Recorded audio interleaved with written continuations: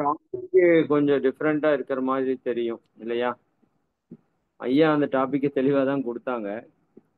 நான் தான் கொஞ்சம் ஆஹ், மனசுக்கு ஒரு தூண்டுதலா இருக்கமே அப்படிங்கிறதுனால இது நமக்கு நன்மையா தீமையான்னு போட்டோம். இந்த போஸ்டர் பார்த்தா உங்களுக்கு ஓரளவுக்கு அண்டர்ஸ்டாண்டிங் ஆயிருக்கும். சரிங்களா? அதாவது பெருமை என்ற ஒரு குணம்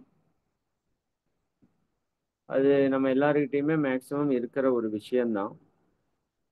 இப்ப அந்த பெருமை என்பது நமக்கு நன்மையா தீமையா அப்படிங்கிறத பத்தி ஐயா அவங்க ஒரு தெளிவான சிந்தனை நமக்கு கொடுக்க இருக்கிறாங்க. ஐயா அவங்க அக்குபஞ்சர் துறையில் இருந்தாலும் இந்த அக்குபஞ்சர் என்பது ஒரு வாழ்வியலுக்கான ஒரு கல்வியாக பார்க்கப்படுகிறது. எப்படி ஆன்மீகம் எப்படி ஒரு வாழ்வியல் கல்வியோ, அப்படி அக்குபஞ்சர் என்பதும் ஒரு வாழ்வியல் கல்வியாகத்தான் நம்ம முன்னோர்கள் கொடுத்திருக்கிறாங்க. இயற்கை மருத்துவம் எல்லாமே வாழ்வியல் கல்வியா தான் இருக்குது. அப்ப அதுல வாழ்க்கையை பற்றிய விஷயங்கள், வாழும் முறை, இது எல்லாமே பேசப்பட்டிருக்கு. அதுல ஐயா இப்போ குணத்தை பற்றி ரொம்ப ஆழமா சொல்லிட்டு இருக்காங்க. அதுல இந்த பெருமை என்கின்ற ஒரு தன்மை நமக்கு நன்மையா தீமையா அப்படிங்கிற ஒரு விளக்கத்தை இன்னைக்கு ஐயா அவங்க கொடுக்க வந்திருக்காங்க. ஐயா அவர்கள் அஹ், இந்த நிகழ்வை சிறப்பாக நிகழ்த்தி கொடுக்குமாறு அன்போடு ஐயா அவர்களை கேட்டுக்கொள்கிறோம். வாழ்க வளமுடன். வாழ்க.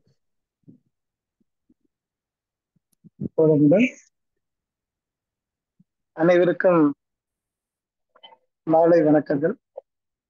உலகெல்லாம் நிறைந்த பரம்பொருளே, பிரபஞ்சமே, மகா சக்தியே, உன்னில் பிறந்த உன்னில் வளரும் எங்களை உன்னதமாக்கி அருள் புரிவாய். இன்றைய ஒரு பகுதியில பெருமை அப்படிங்கிறது எவ்வளவு நன்மையானது அப்படின்ட்டு ஆரம்பிச்சு இறுதியில அது எந்த தீர்ப்பு கொண்டு போய் சேர்த்துதோ அந்த தீர்ப்பை நம்ம பார்த்துக்கலாம். பெருமையாக வாழ்தல், மற்றவர்கள் பெருமைப்படும்படி நம்ம வாழ்றதுல எல்லாரும் ஆசையா தான் இருக்கிறோம். 4 பேரை நம்மளை பெருமைப்படுத்துற இடத்துக்கு பெருமைப்படுத்துறாங்க. ஒரு இடத்துக்கு போறோம், நம்மளை ரொம்ப பெருமைப்படுத்துறாங்க. ஸ்கூலுக்கு போறோம், நம்ம பேரண்ட்ஸ் அப்படிங்கிற முறையில நம்மளை ரொம்ப பெருமைப்படுத்துறாங்க. இப்படி ஒவ்வொரு இடத்துலயும் நம்ம ரொம்ப பெருமைப்படுத்தும் போது நமக்கு சந்தோஷமான விஷயமா தான் இருக்குது. இதுல எங்கேயுமே நெகட்டிவான விஷயம் சொல்றதுக்கான வாய்ப்பே கிடையாது. அப்படி இருக்கக்கூடிய பெருமை எங்க கொண்டு போய் நம்மள சேர்த்தோம், எந்த ஒரு உச்சபட்ச நிலைக்கு கொண்டு போய் சேர்த்தோம் அப்படிங்கிறத இன்றைய வகுப்புல பார்ப்போம். அப்படி பெருமையாக இருப்பதால் நம் உடம்பில் இருக்கக்கூடிய உறுப்புகள்ல யார் அதிகமா உழைக்கிறாங்க, அவங்க அதிகமா உழைக்கிறதுனால வரக்கூடிய நன்மைகள் என்ன, தீமைகள் என்ன அப்படிங்கிறதையும் இன்றைய வகுப்புல பார்க்கலாம். இந்த வகுப்போட பகுதி நம்ம 40 நிமிடங்கள் எடுத்துக்கலாம். முதல்ல ஒரு 25 நிமிடங்கள் நம்ம முழுக்க முழுக்க சப்ஜெக்ட்ல போய்க்கலாம். அதுக்கப்புறம் ஒரு 15ல இருந்து 20 நிமிடத்துக்குள்ள நம்மளுடைய கேள்வி பதில் செஷன்ல எடுத்துக்கலாம். கேள்விகள் அனைத்துமே இன்றைய வகுப்பு சார்ந்ததாக இருந்தால் ரொம்ப நல்லது. அதற்குண்டான விளக்கமும் நம்ம அதில் கொடுக்கறதுக்கு நல்லா இருக்கும். நிறைய டைம் பாக்குறோம், கிளாஸ்ல எடுத்துட்டு இருக்கிறத விட இந்த கேள்வி பதில் வரும் பொழுது புது புது கருத்துக்கள் எங்களுக்கு உற்பத்தி ஆகிட்டே இருக்குது. ஸோ எங்களுக்கு உற்பத்தியை கிரியேட் பண்ணி கொடுக்கறதே நீங்க தான். அதனால உங்க எல்லாத்துக்கும் மீண்டும் ஒரு நன்றி சொல்லிட்டு இந்த வகுப்புக்குள்ள போகலாம். ஸோ பெருமைப்படுதல் அப்படின்னு சொல்லி பார்க்கும் பொழுது, சாதாரணமா நம்ம ஸ்கூல்ல கொண்டு போய் ஒரு குழந்தையை சேர்த்துறதுல இருந்து நம்மளோட சீன் ஆரம்பிக்குது. அது எது வரைக்கும் கூட்டிட்டு போகுது அப்படிங்கிறத பார்க்கலாம். ஸ்கூல்ல கொண்டு போய் நம்ம ஒரு குழந்தையை கொண்டு போய் சேர்த்தும் போது அந்த குழந்தைகிட்ட நம்ம சொல்லக்கூடிய வார்த்தைகள் பார்த்தீங்கன்னா ரொம்ப அழகா சொல்லுவோம். நீ தான் கிளாஸ்ல ஃபர்ஸ்ட் மார்க் வாங்கணும் அப்படிங்கிற நம்ம அந்த குழந்தையை சேர்த்துவோம். இது எல்லா பேரண்ட்ஸும் செய்யக்கூடிய ஒரு விஷயம் தான். அந்த ஏஜ் குரூப்ல இருக்கும்போது குழந்தையை சேர்த்தும் போது இந்த வார்த்தைகளை சொல்லி சேர்த்துறோம். நல்லா படிக்கணும், நல்லா படிக்கணும் அப்படிங்கிறதோட நிறுத்த மாட்டோம். நல்லா படிக்கணும், நிறைய மார்க் வாங்கணும், கிளாஸ்ல நீ தான் ஃபர்ஸ்ட் மார்க் வாங்கணும் அப்படின்னு சொல்லுவோம். இது இயல்பா பார்க்கும்போது இதுல எந்த விதமான நெகட்டிவான கருத்துக்களுமே கிடையாது. என் குழந்தை நல்லா படிக்கணும், என் குழந்தை நல்லா மார்க் வாங்கணும், என் குழந்தை ஸ்கூல்ல ஃபர்ஸ்ட், கிளாஸ்ல ஃபர்ஸ்ட் எடுக்கணும் அப்படின்ட்டு நினைக்கும் போது யாருமே இதை ஒரு தவறான கருத்தாவோ முன்னுதாரணமாவோ யாரும் எடுக்க மாட்டாங்க. ஆனா இந்த நல்லா படிக்கணும் அப்படிங்கிற வரைக்கும் ஓகே, நிறைய மார்க் வாங்கணுங்கிற வரைக்கும் ஓகே. பட் எங்கே வந்து கிளாஸ்ல ஃபர்ஸ்டா வரணும்னு நீங்க ஆசைப்படுறீங்க அப்படின்னு பார்க்கும்போது, அந்த ஃபர்ஸ்ட் அப்படிங்கிற ரேங்க்குக்கு பின்னாடி என்ன இருக்குது அப்படின்னா, நிறைய மார்க் இருக்குது, அது ஆட்டோமேட்டிக்கா வந்துருது. அதை விட முக்கியமா என்ன இருக்குன்னா, அந்த சோல்ஸ், உதாரணத்துக்கு அந்த குழந்தை பேர் ஏதோ ஒரு எக்ஸ் அப்படின்னு வச்சுட்டேன். பேரண்ட்ஸ், அந்த டீச்சர்ஸ் வந்து சொல்லுவாங்க, பாருங்க எக்ஸோட பேரண்ட்ஸ் இவங்க தான் அப்படின்னு சொல்லுவாங்க. அதாவது அந்த குழந்தை மூலமா நமக்கு ஒரு பெருமை கிடைக்கும். குழந்தைக்கு ஆக்சுவலா அந்த எல்கேஜில அந்த பெருமைங்கிற விஷயமே தெரியாது.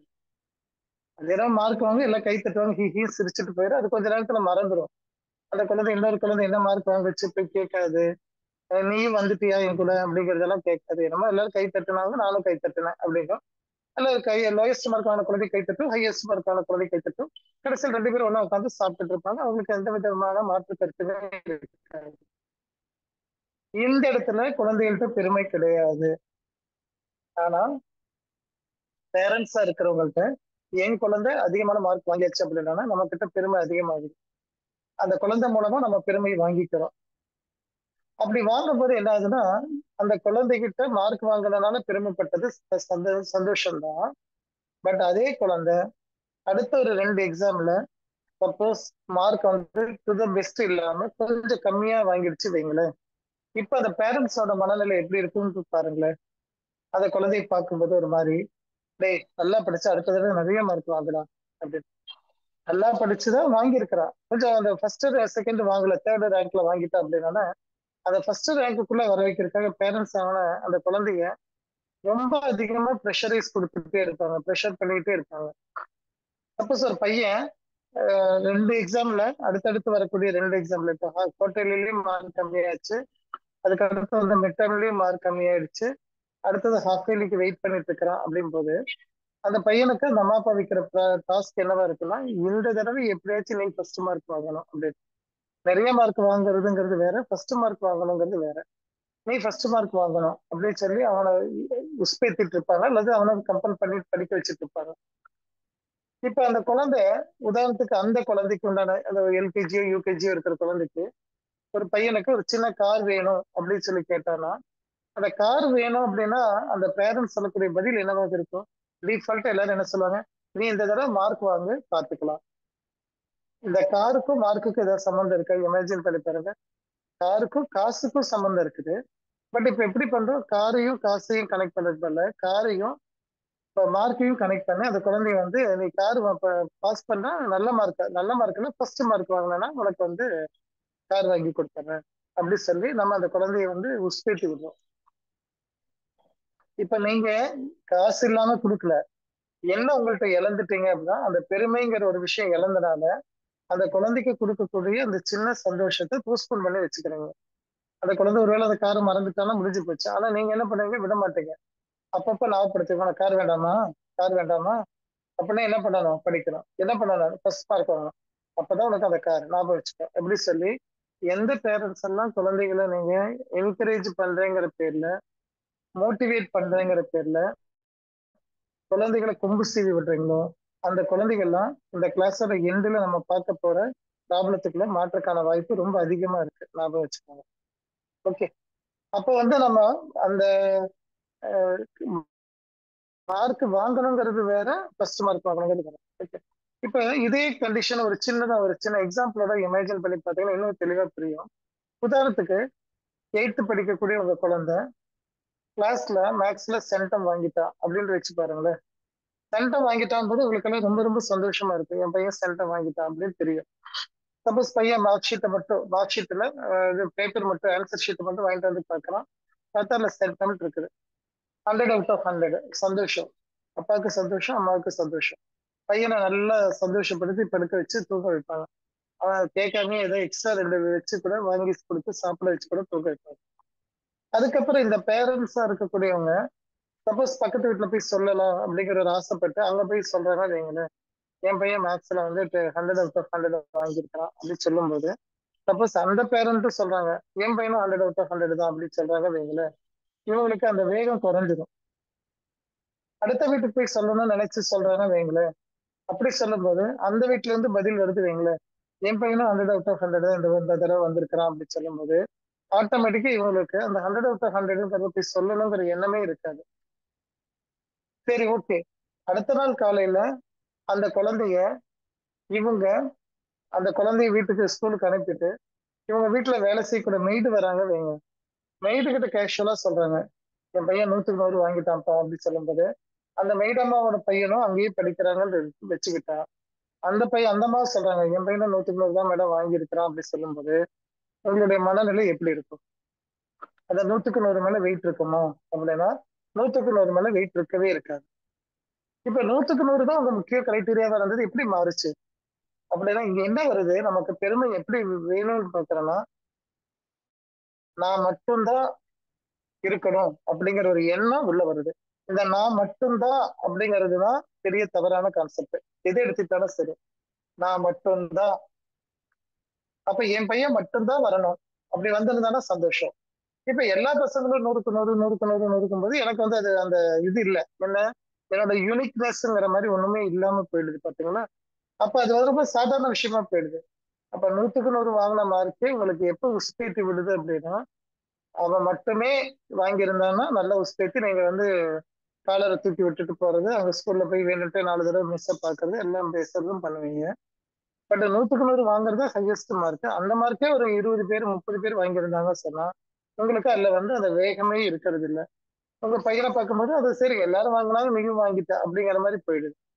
அப்ப இங்க எல்லாருமே நம்ம பேசிக்கா என்ன பண்றோம்னா, பெருமையான விஷயத்துக்கு தான் நம்ம எல்லாருமே ஏமாந்து போய் வேலை செஞ்சுட்டு இருக்கிறோம். மன திருப்திங்கிறது பெருமையில வருவது கிடையாது. மனக்குழப்பமும் மனக்கலக்கமும் வருவது பெருமையோட பேஸ். அது எப்படி மனக்குழப்பம் வந்து பெருமையிலிருந்து வரும் அப்படின்னா, எப்ப பெருமை உங்கள்ட்ட இருந்து விலகுதோ அல்ல அடி வாங்குதோ அப்ப வந்து ஆட்டோமேட்டிக்கா உங்களுக்கு குழப்பம் வந்துடும். உதாரணத்துக்கு அந்த குழந்தையே வச்சுக்கலாம். அந்த குழந்தை மார்க் வாங்கியாச்சு, அந்த குழந்தை 100க்கு 100 அந்த டைம் வாங்கியாச்சு. அடுத்த டைம் அந்த குழந்தை மார்க் வாங்க வரும்போது ஒரு 96 மார்க் வாங்கிட்டான்னு வச்சுக்கோங்களேன். மேக்ஸ்ல 96. மேக்ஸ்ல 96ங்கிறது என்ன ரொம்ப குறைவான மார்க்கா அப்படின்னா கிடையாது, நல்ல மார்க் தான் இல்லைங்களா. நம்ம எல்லாம் படிக்கும்போது அந்த அளவுக்கு மார்க் வாங்கின மார்க் தெரியவே தெரியாது. மீறி போனா அந்த ரெட் லைன் இல்லாம, அதாவது மார்க் வந்து ஃபெயில் மார்க் இல்லாம பாஸ் வாங்கினாலே பெரிய விஷயமா நினைச்சிட்டு இருந்த காலகட்டம் எல்லாம் ஒரு கட்டம் தான். இப்ப எல்லாருமே நல்லா படிக்கிறாங்க, நல்ல இன்ஃபர்மேஷன்ஸ் கிடைக்குது, நிறைய ஐடியாஸ் கிடைக்குது, மார்க் ஈஸியா வாங்கிட்டு போறாங்க. ஓகே. பட் இப்ப 96 வாங்கிட்டு வந்தா ஒரு பையன் வாங்கிட்டு வந்துட்டா அப்படின்னா, இப்ப அந்த பேரண்ட்ஸ் டாஸ்க் என்னவா இருக்குன்னு பாத்தீங்கன்னா, அந்த பையன்கிட்ட நீ 100க்கு 100 வாங்கியே ஆகணும் அப்படிங்கிற ஒரு ஃபோர்ஸ் பண்ற வேலையை பண்ணுவாங்க. அடுத்த எக்ஸாம் வந்தது, அதுலயும் அவன் 95 வாங்கிட்டு வந்தான்னா ஆக்சுவலா என்ன ஆகுதுன்னா, இப்ப அவனோட சூழ்நிலை இன்னும் மோசமா போயிடுது. ஏன்னா போனதுல 96 இதோட 95 அப்படிங்கும்போது அவனை வந்து வேற மாதிரி பாக்குறாங்க. எப்படி நீ மார்க் குறைஞ்சது அப்படின்ட்டு. இப்ப அதுக்கு அடுத்த தடவை அவனுக்கு வாங்குங்கன்னு சொல்லி ஒரு ஃபோர்ஸ் பண்றாங்க. அடுத்த தடவை எக்ஸாம்லயும் அவனால வாங்க முடியல அப்படின்னா, இப்போ அந்த குழந்தைக்கு யாரு ஃபர்ஸ்ட் மார்க் வாங்கினாங்களோ அந்த குழந்தை மேல என்ன அபிப்பிராயம் வரும் மட்டும் சொல்லுங்க. இமேஜின் பண்ணி பாருங்க. அந்த குழந்தை 96 வாங்கிட்டு இருக்கிறான், நம்ம குழந்தை போறான் படிக்கிறான் நல்லா வாங்குறான், 95 96 94 வாங்கிட்டு வந்துட்டு இருக்கிறான். இன்னொரு பையன் 100க்கு 100 வாங்கிட்டு இருக்கிறான். இவனால அந்த 100க்கு 100 வாங்கின பையன் தான் வாங்க முடியல. 4 எக்ஸாம்ல அவனோட மார்க் வீக் ஆயிட்டு இருக்குது. ஆனா அந்த 95 96லயே இருக்கிறான். இப்ப அந்த பையனுக்கு அந்த ஃபர்ஸ்ட் மார்க் அந்த 100/100 வாங்குற பையன் மேல என்ன வரும்னு சொன்னா ஆட்டோமேட்டிக்கா பொறாம வர ஆரம்பிக்கும். இமேஜின் பண்ணி பாருங்க, பெருமையான ஒரு விஷயம் நம்மளை விட்டு இழக்கும் பொழுது, இதை நீங்க எழுதி அண்டர்லைன் கூட பண்ணி வச்சுக்கலாம். பெருமையான விஷயம் நம்ம விட்டு இழக்கும் பொழுது பொறாமை நம்மிடம் வந்து குடிக்கொள்ளும். பொறாமை தப்பா ரைட்டான்னு சொன்னீங்கன்னா எல்லாரும் சொல்லுவாங்க, பொறாமை ஐயோ அது மாதிரி ஒரு எண்ணமே வரக்கூடாதுப்பா அப்படிங்கிறது நேரடியா பேசிடுவீங்க. ஆனா பெருமை வேணுமா வேண்டாமான்னா கண்டிப்பா வேணும் அப்படின்னு சொல்லுவீங்க. ஆனா அந்த பெருமை தான் பொறாமையோட இன்னொரு சைடு இருக்கிற காயினோட இன்னொரு சைடு அப்படிங்கிறது நம்ம கவனிக்க தவறிடுவோம். அப்ப அந்த குழந்தை அந்த ஃபர்ஸ்ட் மார்க் வாங்குற பையனை பார்த்து பொறாமைப்பட ஆரம்பிக்கிறான். அந்த பொறாமையை தூண்டி விட்டது நம்ம தான், பேரண்ட்ஸ் மட்டும்தான். கூட டீச்சர்ஸும் சேர்ந்துருதான் அவங்களும் அந்த ரோல் எடுத்துதான் ஆகுறாங்க. அந்த பொறாமைங்கிறது எவ்வளவு விஷயங்களை பாதிக்கும் அப்படின்னு சொன்னா, நார்மலா அக்குபஞ்சருக்குள்ள வரும் பொழுது உங்களோட ரத்த ஓட்டத்துல இருக்கக்கூடிய வெப்ப சக்தியை மாத்தி விட்டுடும். பொறாமைப்படும் பொழுது ரொம்ப சுலபமா ரத்தத்தில் இருக்கிற வெப்ப சக்தியை மாத்தி விட்டுடும். வெப்பம் எப்பொழுதுமே ரத்தத்துல ஒரு சீரா இருக்கணும். அதுதான் ரொம்ப ரொம்ப நல்லது. அதீதமான வெப்பம் சேரும் பொழுது அதோட நீர்த்தன்மை அதிகமாகும் பொழுது, நீர்ப்புத்தன்மை அதிகமாச்சு சொன்னா உங்களுடைய பல்பிட்டேஷன் சொல்லக்கூடிய நெஞ்சு படபடப்பு கூடும். அதை விட என்னன்னா, நார்மலா மூச்சு விட்டுட்டு இருக்கிற எல்லாருமே மூச்சு விடுவோம், ரொம்ப இயல்பா வரும், போகும், எல்லாமே நடக்கும். வேற பொறாமைப்படும் பொழுது மட்டும் நம்மளுடைய மூச்சு என்ன ஆகும்னா பெருமூச்சாக மாறும்.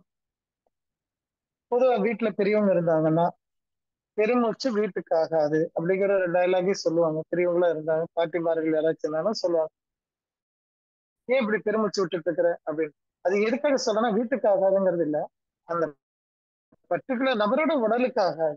அப்படி உடலுக்கு ஆகாம அந்த நபர் உடம்பு சரியில்லாம படுத்தாதான் அது வீட்டுக்கு தொந்தரவு பண்ணுது இல்லையா?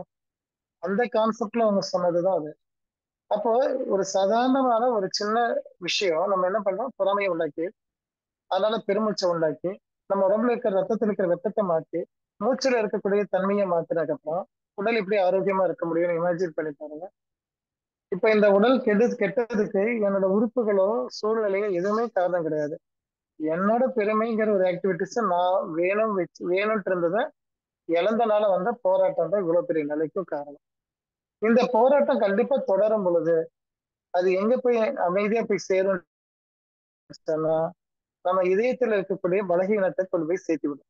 இதய பலகீனம்ங்கிறது சுலபமா வந்து சேர்ந்து, அப்ப இதய பலகீனம் வரும்பொழுது என்ன ஆகும், பிரஷரோடது மாற்றம் நிறைய வரும். இப்ப போன தடவை மதன் ஐயா கூட எனக்கு பிபி இருக்கு உங்களுக்கு இருக்கு அப்படின்ட்டு ஒரு டாபிக் ரொம்ப நேரம் நல்லா எடுத்திருந்தேன். விஷயம் நிறைய விஷயங்கள பேசியிருந்தேன்.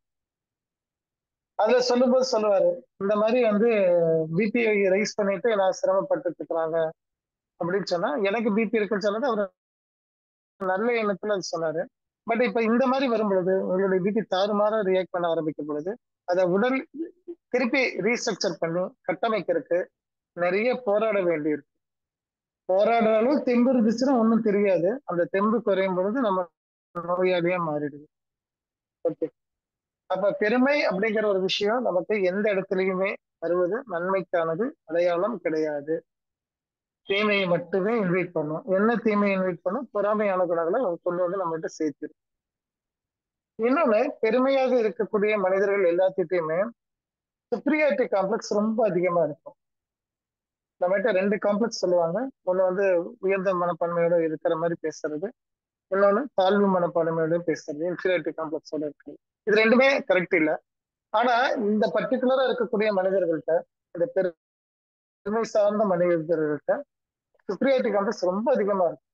இந்த சுப்ரியாரிட்டி காம்ப்ளெக்ஸ் இருக்கிற மனிதர்களை உங்களோட ஹையர் அப்ஸ், உங்களோட ஆபீசராவோ அல்லது உங்க வீட்டுக்காரராவோ அல்லது உங்க வீட்டுக்காரமாவோ அல்லது வேற யாராவது நபர்களாக இருந்தால் ஹேண்டில் பண்றது ரொம்ப ரொம்ப ரொம்ப சுலபமும் கூட. யாரா இருந்தாலும் சரி, நீங்க ஒரு ஆபீஸ்ல ஒர்க் பண்றீங்க, உங்களோட சுப்பீரியர் வந்து ரொம்ப அதிகமான சுப்பீரியாரிட்டி காம்ப்ளெக்ஸ்ல இருக்காரு அப்படின்னா, அவங்களுக்கு பிடிச்ச விஷயம் என்னன்னா எப்பவுமே அவங்கள உயர்த்தி பேசிக்கிட்டே இருக்கணும். அவங்க எவ்வளவு தப்பு பண்ணாலும் சரி, நீங்க தான் சார் பெஸ்ட், உங்க அளவுக்கு இங்க யாருமே செய்ய முடியாது. இப்படி சொன்னா அவங்க அந்த பாம்பு மகுடி ஊதுனா சாய்ஞ்சு உட்காரும்னு சொல்லுவாங்க இல்லைங்களா, அப்படியே நின்று சொல்லி, அது போல இவங்களுக்கு அப்படியே டிராப்ல விழுந்த எலி மாட்டுற மாதிரி மாட்டிப்பாங்க. அதுதான் உங்களோட வீக் பாயிண்ட். சப்போஸ் உங்க கணவர் சுப்ரியாரிட்டி காம்ப்ளெக்ஸ்ல இருக்காரு அப்படின்னா, அவரை சண்டை போட்டுட்டு எல்லாம் பேசிட்டு இருந்தா ரிசல்ட் கிடைக்கவே கிடையாது. எப்போ உங்களை போற யாருமே இல்லை, நீங்க தான் பெஸ்ட், நீங்க தான் நல்லா செய்றீங்க, நீங்க செய்யற மாதிரி யாராலையும் செய்ய முடியாது. இப்படி இந்த வடிவேல் மாதிரி உஸ்பேத்தி உஸ்பேத்தி விட்டுட்டு இருந்தாலே போதும். அல்ல வீட்டுக்காரம்மாக்கு வந்து சுப்ரியாரிட்டி காம்ப்ளெக்ஸ் அதிகமா இருக்கு சொன்னா, எதை செஞ்சாலும் அவங்க தான் பெஸ்டா செஞ்சாங்க. அந்த மண்டபத்திலேயே பார்த்தேன், நீ உன்ன மாதிரி யாருமே அவ்வளவு அழகா செய்யல, நீ செஞ்ச மாதிரி அவங்க செய்யல, நீ செஞ்ச மாதிரி அவங்க செய்யலன்னு சொல்லி உஸ்பேத்திட்டே இருந்தீங்கன்னா அவ்வளவு அப்படியே மாட்டிக்குவாங்க. இப்படி ஒரு ட்ராப்ல மாட்டுறது ரொம்ப சுலபமா போயிடும் அவங்களுக்கு. இப்ப நம்ம குழந்தைகளுக்கு இப்படி ஒரு பழக்கத்தை பழக்கி வச்சிடறோம் சின்ன வயசுல. எல்கேஜி படிக்கும்போது பழக்கி 10th வரைக்கும் படிச்சு +2க்கும் கொண்டு வந்து விட்டாச்சு. இப்ப யோசிச்சு பாருங்க, அது ஒரு ட்ராப். ஓகே. இப்ப அந்த குழந்தை நாளைக்கு காலேஜுக்கு போனதுக்கு அப்புறம் யாராச்சும் ஒரு பையனோ ஒரு பொண்ணோ கூப்பிட்டு காலேஜுக்கு அனுப்புறோம், அந்த பொண்ணை பார்த்துட்டு அந்த பையன் ஒருத்தர் சொல்றான், உன்ன மாதிரி உலகத்திலேயே அழகி இல்லைன்னு சொன்னா அதை நம்பலாம் நம்ப மாட்டலாம். ட்ரைனிங் கொடுத்தது யாரு? இப்ப சொல்றாங்க, பையன் சொல்லும் போது அந்த பையன் மேல ஈர்ப்பு வருதா இல்லையா? ஏன்னா அது அவ்வளவு ஈஸியான ட்ராப் கிரியேட் பண்ணது நம்ம. அப்புறம் போயிட்டு அந்த குழந்தையை மிரட்டுறது, அடிக்கிறது, திட்டுறது இதெல்லாம் பண்ணிட்டு இருக்கோம். அப்போ ஆரம்பத்துல விளையாட்டுத்தனமா நம்ம ஒரு ட்ராப்பை கிரியேட் பண்ணி அதுல போய் நம்மளே மாட்டிக்கிட்டு, அப்புறம் குழந்தைகளை பிடிச்சு நீ பண்ணினது தப்புதான், நீ இப்படி எல்லாம் யோசிக்கலாமா, செய்யலாமா, கூடாதானா அவ்வளவு பில்டப் பண்ணி வச்சுட்டோமே நம்ம. அப்ப இயல்பாவே இங்க நாங்க பொதுவா பிராக்டிஸ்ல இருக்கும்போது குழந்தைகள்கிட்ட கேட்போம், மார்க் என்ன வாங்குறீங்க கேட்போம். யாரெல்லாம் ஹையஸ்ட் மார்க் வாங்குறேன்னு சொல்றாங்களோ ஆல்வேஸ் ஃபர்ஸ்ட் அப்படின்னாங்கன்னா முடிஞ்ச அளவுக்கு பேரண்ட்ஸ்ட சொல்லி ஒரு 7th ரேங்க்குக்கு வந்துருங்கப்பா அப்படி சொல்றது எங்களோட வேலையா இருக்குது. அப்படி வந்ததுக்கு அப்புறம் அவங்க ரொம்ப நல்லா ரிலாக்ஸா இருக்கிறாங்க, அதையும் கவனிக்க முடியுது. அந்த ஃபர்ஸ்ட்ங்கிறது வந்து தலை மேல வச்ச ஒரு கல்லு மாதிரி தான் இருக்குது. வாரத்தை செமந்துக்கிட்டே போயிட்டு செமந்துட்டே வரணும், எதுக்கு அப்படி செமக்கணும் அப்படி சொல்லி அதை வந்து மாத்த சொல்றோம். அவங்களும் முடிஞ்ச அளவு ட்ரை பண்றாங்க. நிறைய பேர் அந்த மாதிரி மார்க்கை கம்மியாவே எழுதி வாங்கிட்டு நிம்மதியா இருக்கு, நல்ல பெஸ்ட் மார்க் வாங்கிட்டு வந்துடுறாங்க. ஓகே. அப்ப இந்த இடத்துல நம்ம கவனிக்க வேண்டிய விஷயம் வந்து பெருமைப்படுதல் அப்படிங்கிறது எதுல எல்லாம் நம்ம பெருமைப்பட்டுக்கிறோம் அப்படின்ற ஒரு லிஸ்ட் அவுட் எடுத்து பாருங்களேன். இதை விட இன்னும் சிம்பிளா என்னோட குருநாதர் ஏ.பி. குமார் ஐயா சொல்லும் போதுதான் சொல்லுவார், நீங்க 2 பேர் பேசுங்க, ஆனா அந்த பெருமையான ஒரு விஷயத்த பேசக்கூடாது, அப்படி பேசி பாருங்களேன் அப்படின்னு சொல்லுவாரு. அதான் டீ பிரேக் டயத்துல அப்படி கொடுப்போம், யாருமே பேசுறதுக்கான கண்டென்ட்டே வராது. அங்க ஏதாவது ஒரு இடத்துல நம்மளை பத்தி அதாவது பேச வேண்டிய நபர்கள் பேசும்போது தன்னை பத்தி ஏதோ ஒரு பெருமையான ஒரு விஷயத்த சொல்லுவாங்க, எங்க காலத்துல அல்லது நான் வரும்போது அப்படின்ட்டு ஏதோ ஒரு விஷயத்துல தன்னை அங்க ஒரு ஹைலைட் பண்ணி மேல டாப்ல நிக்க வைக்கிறதுக்கு என்ன பண்ணணுமோ அந்த முயற்சி பண்ணிக்கிட்டே இருப்பாங்க. அப்ப இந்த பெருமைப்படுதல்ங்கிறது நம்மளோட கேரக்டர்ல இருந்துதான், சின்ன வயசுல இருந்ததுதான் கிடையாது. ஸ்கூல்ல இருந்து ஆரம்பிச்ச பயணம் தான் நம்மளால விட முடியாம தவிச்சிட்டு இருக்கோம். ஓகே. அப்ப வந்து எதுல எல்லாம் பெருமை வரும் நம்ம லிஸ்ட் அவுட் பண்ணலாம் அப்படின்னு சொல்லி பார்த்தீங்கன்னா, நீங்க லிஸ்ட் எடுக்க நம்ம அகத்தாய்வு பண்ற மாதிரி நிறைய விஷயங்களை பண்றோம் இல்லையா, அதே மாதிரி இதுலயும் பெருமைப்படுறது எதுல எல்லாம் இருக்கும் அப்படி பாருங்க. வீட்டுல நான் தான் அப்படிங்கிற பெருமை அங்க வரும். ஸ்கூல்ல நான் தான், காலேஜ்ல நான் தான், பஸ்ல நான் தான், வெஹிக்கிள்ல நான் தான். அப்படியே வரும்போது சொசைட்டில அப்படியே கொஞ்சம் கொஞ்சமா நகர்ந்துவாங்க. சொசைட்டில வரும்போது என்னோட ரிலிஜியன் நான் தான், என்னுடைய கம்யூனிட்டி நான் தான். அப்புறம் இன்னும் மறுபடியும் சேரும்போது நான் வச்சிருக்கிற வீடு தான் பெரிய வீடு, நான் தான் இந்த ஊர்ல பெரிய ஆளு. இப்படி எங்க எல்லாம் நீங்க பெருமைப்படுறீங்களோ இது எல்லாமே என்ன ஒரு சாபம் நம்ம கிட்ட இருக்குதுன்னா, மனித குலத்துல ஒரு சாபம் என்ன இருக்குன்னா, நீங்க எதுல எல்லாம் பெருமைப்படுறீங்களோ அந்த பெருமையை உங்க காலகட்டத்திலேயே நீங்க உடைச்சிட்டு வெளியே வர வேண்டிய கட்டாயம் இருக்கு. அது எதுவா இருந்தாலும் சரி. இப்ப உதாரணத்துக்கு நான் அக்குபஞ்சர் ட்ரீட்மெண்ட் கொடுத்துட்டு இருக்கிறேன்னா, அக்குபஞ்சர் ட்ரீட்மெண்ட் மட்டும் தான், திருப்பி அண்டர்லைன் பண்ணிக்கலாம், மட்டும்தான் பெஸ்ட் ட்ரீட்மெண்ட் நான் நினைச்சேன் வைங்களேன், கட்டாயம் நான் ஒரு ட்ரீட்மெண்ட் வேற ட்ரீட்மெண்ட்டுக்குள்ள போயிட்டு வர வேண்டிய கட்டாயம் இருக்கும். என் இயற்கை அப்படி விடாது, நம்ம யாரையும் அப்படி சாதாரணமா நீ பாட்டுக்கு சரி நினைச்சியா போய் அப்படின்னு விடாது. அதே மாதிரி என்னோட கம்யூனிட்டி தான் பெஸ்ட் அப்படின்னு யாரும் நினைச்சிட்டு இருந்தாங்கன்னா அவங்க சூழல் வேற இன்னொரு கம்யூனிட்டி பார்க்க வேண்டிய கட்டாயம் கண்டிப்பா வாழ்க்கையில நடந்தே தீரும். நான் வச்சிருக்கிற வீடு தான் மிக பிரம்மாண்டமான வீடு, இந்த உலகத்திலேயே நான் தான் இந்த ரோட்ல, உலகத்துல நம்ம பேச முடியாது விட்டுருவோம், இந்த ரோட்லயே என்னோட வீடு தான் பிரம்மாண்டமான வீடு அப்படி சொன்னீங்கன்னா உங்க காலகட்டத்திலேயே அந்த இடத்துல இன்னொரு பிரம்மாண்டமான வீடு கண்டிப்பா வரும். அப்படி வந்து நம்மளே வந்து அந்த வார்த்தையை நம்ம வாயால் இருந்து சொல்றது தவிர்க்க வேண்டிய கட்டாயம் வரும். அதுதான் வாழ்க்கை. கண்ணதாசன் கேட்டாங்களா கடவுளை பத்தி கேள்வி சொல்லுவோம், கடவுள் என்னென்ன, நீ யாரு நீ யாரு நீ யாரு எல்லாம் சொல்லும்போது நீ வாழ்ந்து பாரு வாழ்ந்து பாரு கடவுள் நிறைய சொல்லதான் சொல்லுவாரு. அப்புறம் நீ தான் நீ அப்படின்னா கடவுள் தான் யாரு அப்படின்னா நீ வாழும்போது கிடைச்ச அனுபவம் இருக்கு இல்லையா, அதுதான் கடவுள் அப்படின்னு சொல்லிட்டு அவர் மறைஞ்சதான் சொல்லுவாங்க அப்படின்ட்டு அவரே சொல்லி அதை ஒரு அழகா நெரேட் பண்ணியிருப்பாரு. அப்ப இந்த இடத்துல வந்து நம்ம சில விஷயங்கள்ல நான் மட்டும்தான் அப்படி நீங்க எங்கெல்லாம் நிக்கிறீங்களோ அந்த மட்டும்தான் அப்படிங்கிற ஒரு வார்த்தை உங்க வாயாலே அழிக்கப்படும். அதனால சொல்றேன், அப்படி அழிக்கப்படும் பொழுது உங்களுக்கு வலி ரொம்ப அதிகமாக இருக்கும். ஏன்னா நம்மளே பில்டப் பண்ணி வீட்டு வச்ச ஒரு வீட்டை நம்மளே இடிக்கணும் போது ரொம்ப வலிக்கும் இல்லையா. அதனாலதான் ஆரம்பத்திலேயே சொல்றேன், தயவு செய்து அந்த மாதிரி பில்டப் பண்றதை விட்டுருங்க, குழந்தைகள்கிட்ட பில்டப் பண்ண விடாதீங்க. வர்ற மார்க் வரட்டும், வர்ற ரேங்க் வரட்டும், வர்ற டிகிரி வரட்டும், படிக்கட்டும், அவங்களுக்கு பிடிச்ச மாதிரி படிக்கட்டும். நான் அதுல அதுக்காக இது படிக்க வேணாம் அதை படிக்க வேணாம், ஐஏஎஸ் ஆக வேண்டாம், நீட் அதெல்லாம் நான் சொல்லவே இல்லை, எல்லாம் பண்ணுவேன். ஆனா எல்லாத்துலயும் அவன் மட்டும்தான் மட்டும்தான் மட்டும்தான் சரி நடுவில் தூக்கி உட்கார வச்சு அந்த குழந்தைய சுற்றி பெரியவங்க கும்பி அடிச்சு அந்த குழந்தை எதுக்கு உங்களோட பாரத சமைக்கணும் இல்லையா. அப்ப பிற்காலத்துல ஒரு குழந்தையுடைய இதய நோய்க்குண்டான மூலகர்த்த காரண கர்த்தாவா யார் இருக்கிறாங்க சொன்னா பேரண்ட்ஸே வந்து மாட்டிக்கிறாங்க, அவங்களுக்கே தெரியாம இதை கொடுத்துருக்குறாங்க. அதனால முடிஞ்ச அளவுக்கு என்ன சொல்றோம், பெருமை என்பதை கை கொள்ள வேண்டாம். சரி, அப்ப அடுத்த ஒரு கட்டத்துல வரோம். சரிங்க சார், நீங்க சொல்ற மாதிரி நாங்க பெருமை இல்லாம இருந்துக்கிறோம், முயற்சி பண்றோம், பரவாயில்ல, உடனே முடியாது, முயற்சி பண்றோம். தவறுங்கிற ஒரு விஷயம் புரிஞ்சுக்கிட்டனால அதை தவறுங்கிறதுல இருந்து விலகிறதுக்கு ட்ரை பண்ணலாம், அப்படி இல்லை.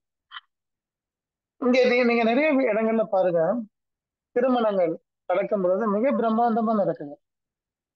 அந்த பிரம்மாண்டத்துக்கு பின்னாடி என்ன இருக்கும் நீங்க மட்டும் இமேஜின் பண்ணுங்களேன். எது வேணா நீங்க இப்ப இது பண்ணாலும் கடைசியா அந்த பிரம்மாண்டத்துக்கு பின்னாடி என்ன இருக்கும் பாருங்க. அந்த வீட்டுல நடந்த மாதிரி பிரம்மாண்டமான திருமணம் நடக்கல அப்படிங்கிற ஒரு பெருமை அங்க தேவைப்படும். நீங்க எளிமையா நடக்கிற திருமணங்கள் இருக்கக்கூடிய பந்தத்துக்கும் பெருமையா நடக்கக்கூடிய திருமணங்கள்ல நடக்கிற பந்தத்துக்கும் நிறைய வித்தியாசம் இருக்கு. பெரிய பந்தங்கள்ல நடக்கிற திருமணங்கள்ல குடும்ப உறவுகள் விரிசலாகவும் வெளியே தெரியாததாகவும் இருக்குது. ரொம்ப எளிமையா நடக்கிற திருமணங்கள்ல குடும்ப உறவுகள் ரொம்ப பாண்டிங்கா இருக்கு. இது முழுக்க முழுக்க நான் கிளினிக்ல பார்த்துட்டு இருக்கிறதுனால சொல்றேன். மிக பிரம்மாண்டமே ஊரையே அடைச்சு நான் விருந்து வச்சு சமைச்சு கல்யாணத்தை 5 நாள் 10 நாள் பண்ண அப்படின்னு சொல்ற வீடுகள்ல இருக்கக்கூடிய உறவுகள் விரிசலோட இருக்குது. ரொம்ப சிம்பிளா ஒரு கல்யாணம் பண்ண சார் அப்படின்னு சொன்னா அந்த காலகட்டத்துல என்னால முடிய கூட இல்லை, ரொம்ப இயல்பான காசை வச்சுதான் பண்ணினேன் அப்படின்னு சொல்ற இடத்துல பாத்தீங்கன்னா குடும்ப உறவுகள்ல பாண்டிங் இருக்குது. சார் நீங்க யாருக்காகவோ உங்க பெருமைக்காக யாருக்காகவோ செலவு பண்ணி அதை காமிச்சு நானும் பெருசா சாதிச்ச மாதிரி அப்படிங்கிறது வந்து மீனிங்கே கிடையாது. ஏன்னா அதை விட இன்னொருத்தர் கண்டிப்பா செய்ய போறாங்க. நீங்க உதாரணத்துக்கு 10 நாள் ஒரு திருமணம் கிராண்டா பண்ணீங்க அப்படின்னா இன்னொருத்தர் கண்டிப்பா 11 நாள் பண்ண போறாரு, இன்னொருத்தர் 12 நாள் பண்ணதான் போறாரு. அப்ப 12 நாள் பண்ணதுக்கப்புறம் உங்களோட லைன் எங்க போய் சேரும்? கீழே போயிடும்ல. அப்ப எதுக்காக அந்த ஆர்ப்பாட்டம்? நமக்கு தேவை திருமணமா, திருமணத்துக்கு அப்புறம் இருக்கிற பத்தமா அப்படி யோசிச்சு பாருங்க. திருமணம்ங்கிறது ஒரு நாள் நடக்கிற டான்ஸ் ப்ரோக்ராம், ஓகே, ஒரு நாள் நடக்கிற ஸ்டேஜ் பர்ஃபார்மன்ஸ். ஆனா பந்தம்ங்கிறது, திருமண பந்தம்ங்கிறது காலம்புற நடக்கிறது. அப்ப காலம்புற நடக்கக்கூடிய திருமண பந்தம் எளிமை சார்ந்ததாக இருக்குது. ஒரு நாள் நடக்கிற திருமண பந்தம் ஆர்ப்பாட்டம் சார்ந்ததா இருக்கு. நம்ம ஆர்ப்பாட்டத்துக்கு பிரியாரிட்டி கொடுக்கறதுனால அந்த காலம்புற நடக்கிற திருமண பந்தம் வந்து மோசமா போயிடுது. அதை எளிமையா ஒண்ணுமே இல்லாம போயிடுது. எளிமையா நடக்கிற திருமணம் காலம்புறா ரொம்ப மகிழ்ச்சியாகவும் ஆர்ப்பாட்டமாகவும் போயிட்டே இருக்குது. இதனாலதான் பழைய மக்கள்கிட்ட இருக்கக்கூடிய திருமண பந்தம் புது மக்கள் கிட்ட ஏன் இல்லை அப்படின்னா, பழைய திருமண பந்தங்கள் எல்லாம் ரொம்ப ரொம்ப எளிமையா நடந்த திருமண பந்தங்கள் தான். நீங்க நம்மளுக்கு அப்பா அம்மா கேட்போம், நம்ம தாத்தா பாட்டி பத்தி கேட்போம், அதெல்லாமே பாத்தீங்கன்னா அந்த கணவன் கணவன் மனைவினா மனைவி அந்த பாண்டிங் வந்து இப்ப இருக்கிற ரிலேஷன்ஷிப்ல அவ்வளவு தூரம் ஈக்குவல் பண்ண முடியறது இல்லை.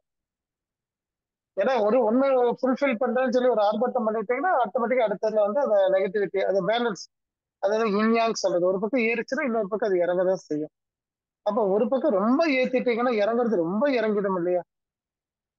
அப்ப திருமணம் பண்ணக்கூடிய டயத்துல நம்ம பண்ணக்கூடிய ஆர்ப்பாட்டமான விஷயங்கள் எல்லாமே அதர் சைட்ல கீழே இறக்கி விட்டுடும். அதனால அதுக்காக வச்சு நம்ம அது எளிமையான மெத்தட்ல போகலாம்.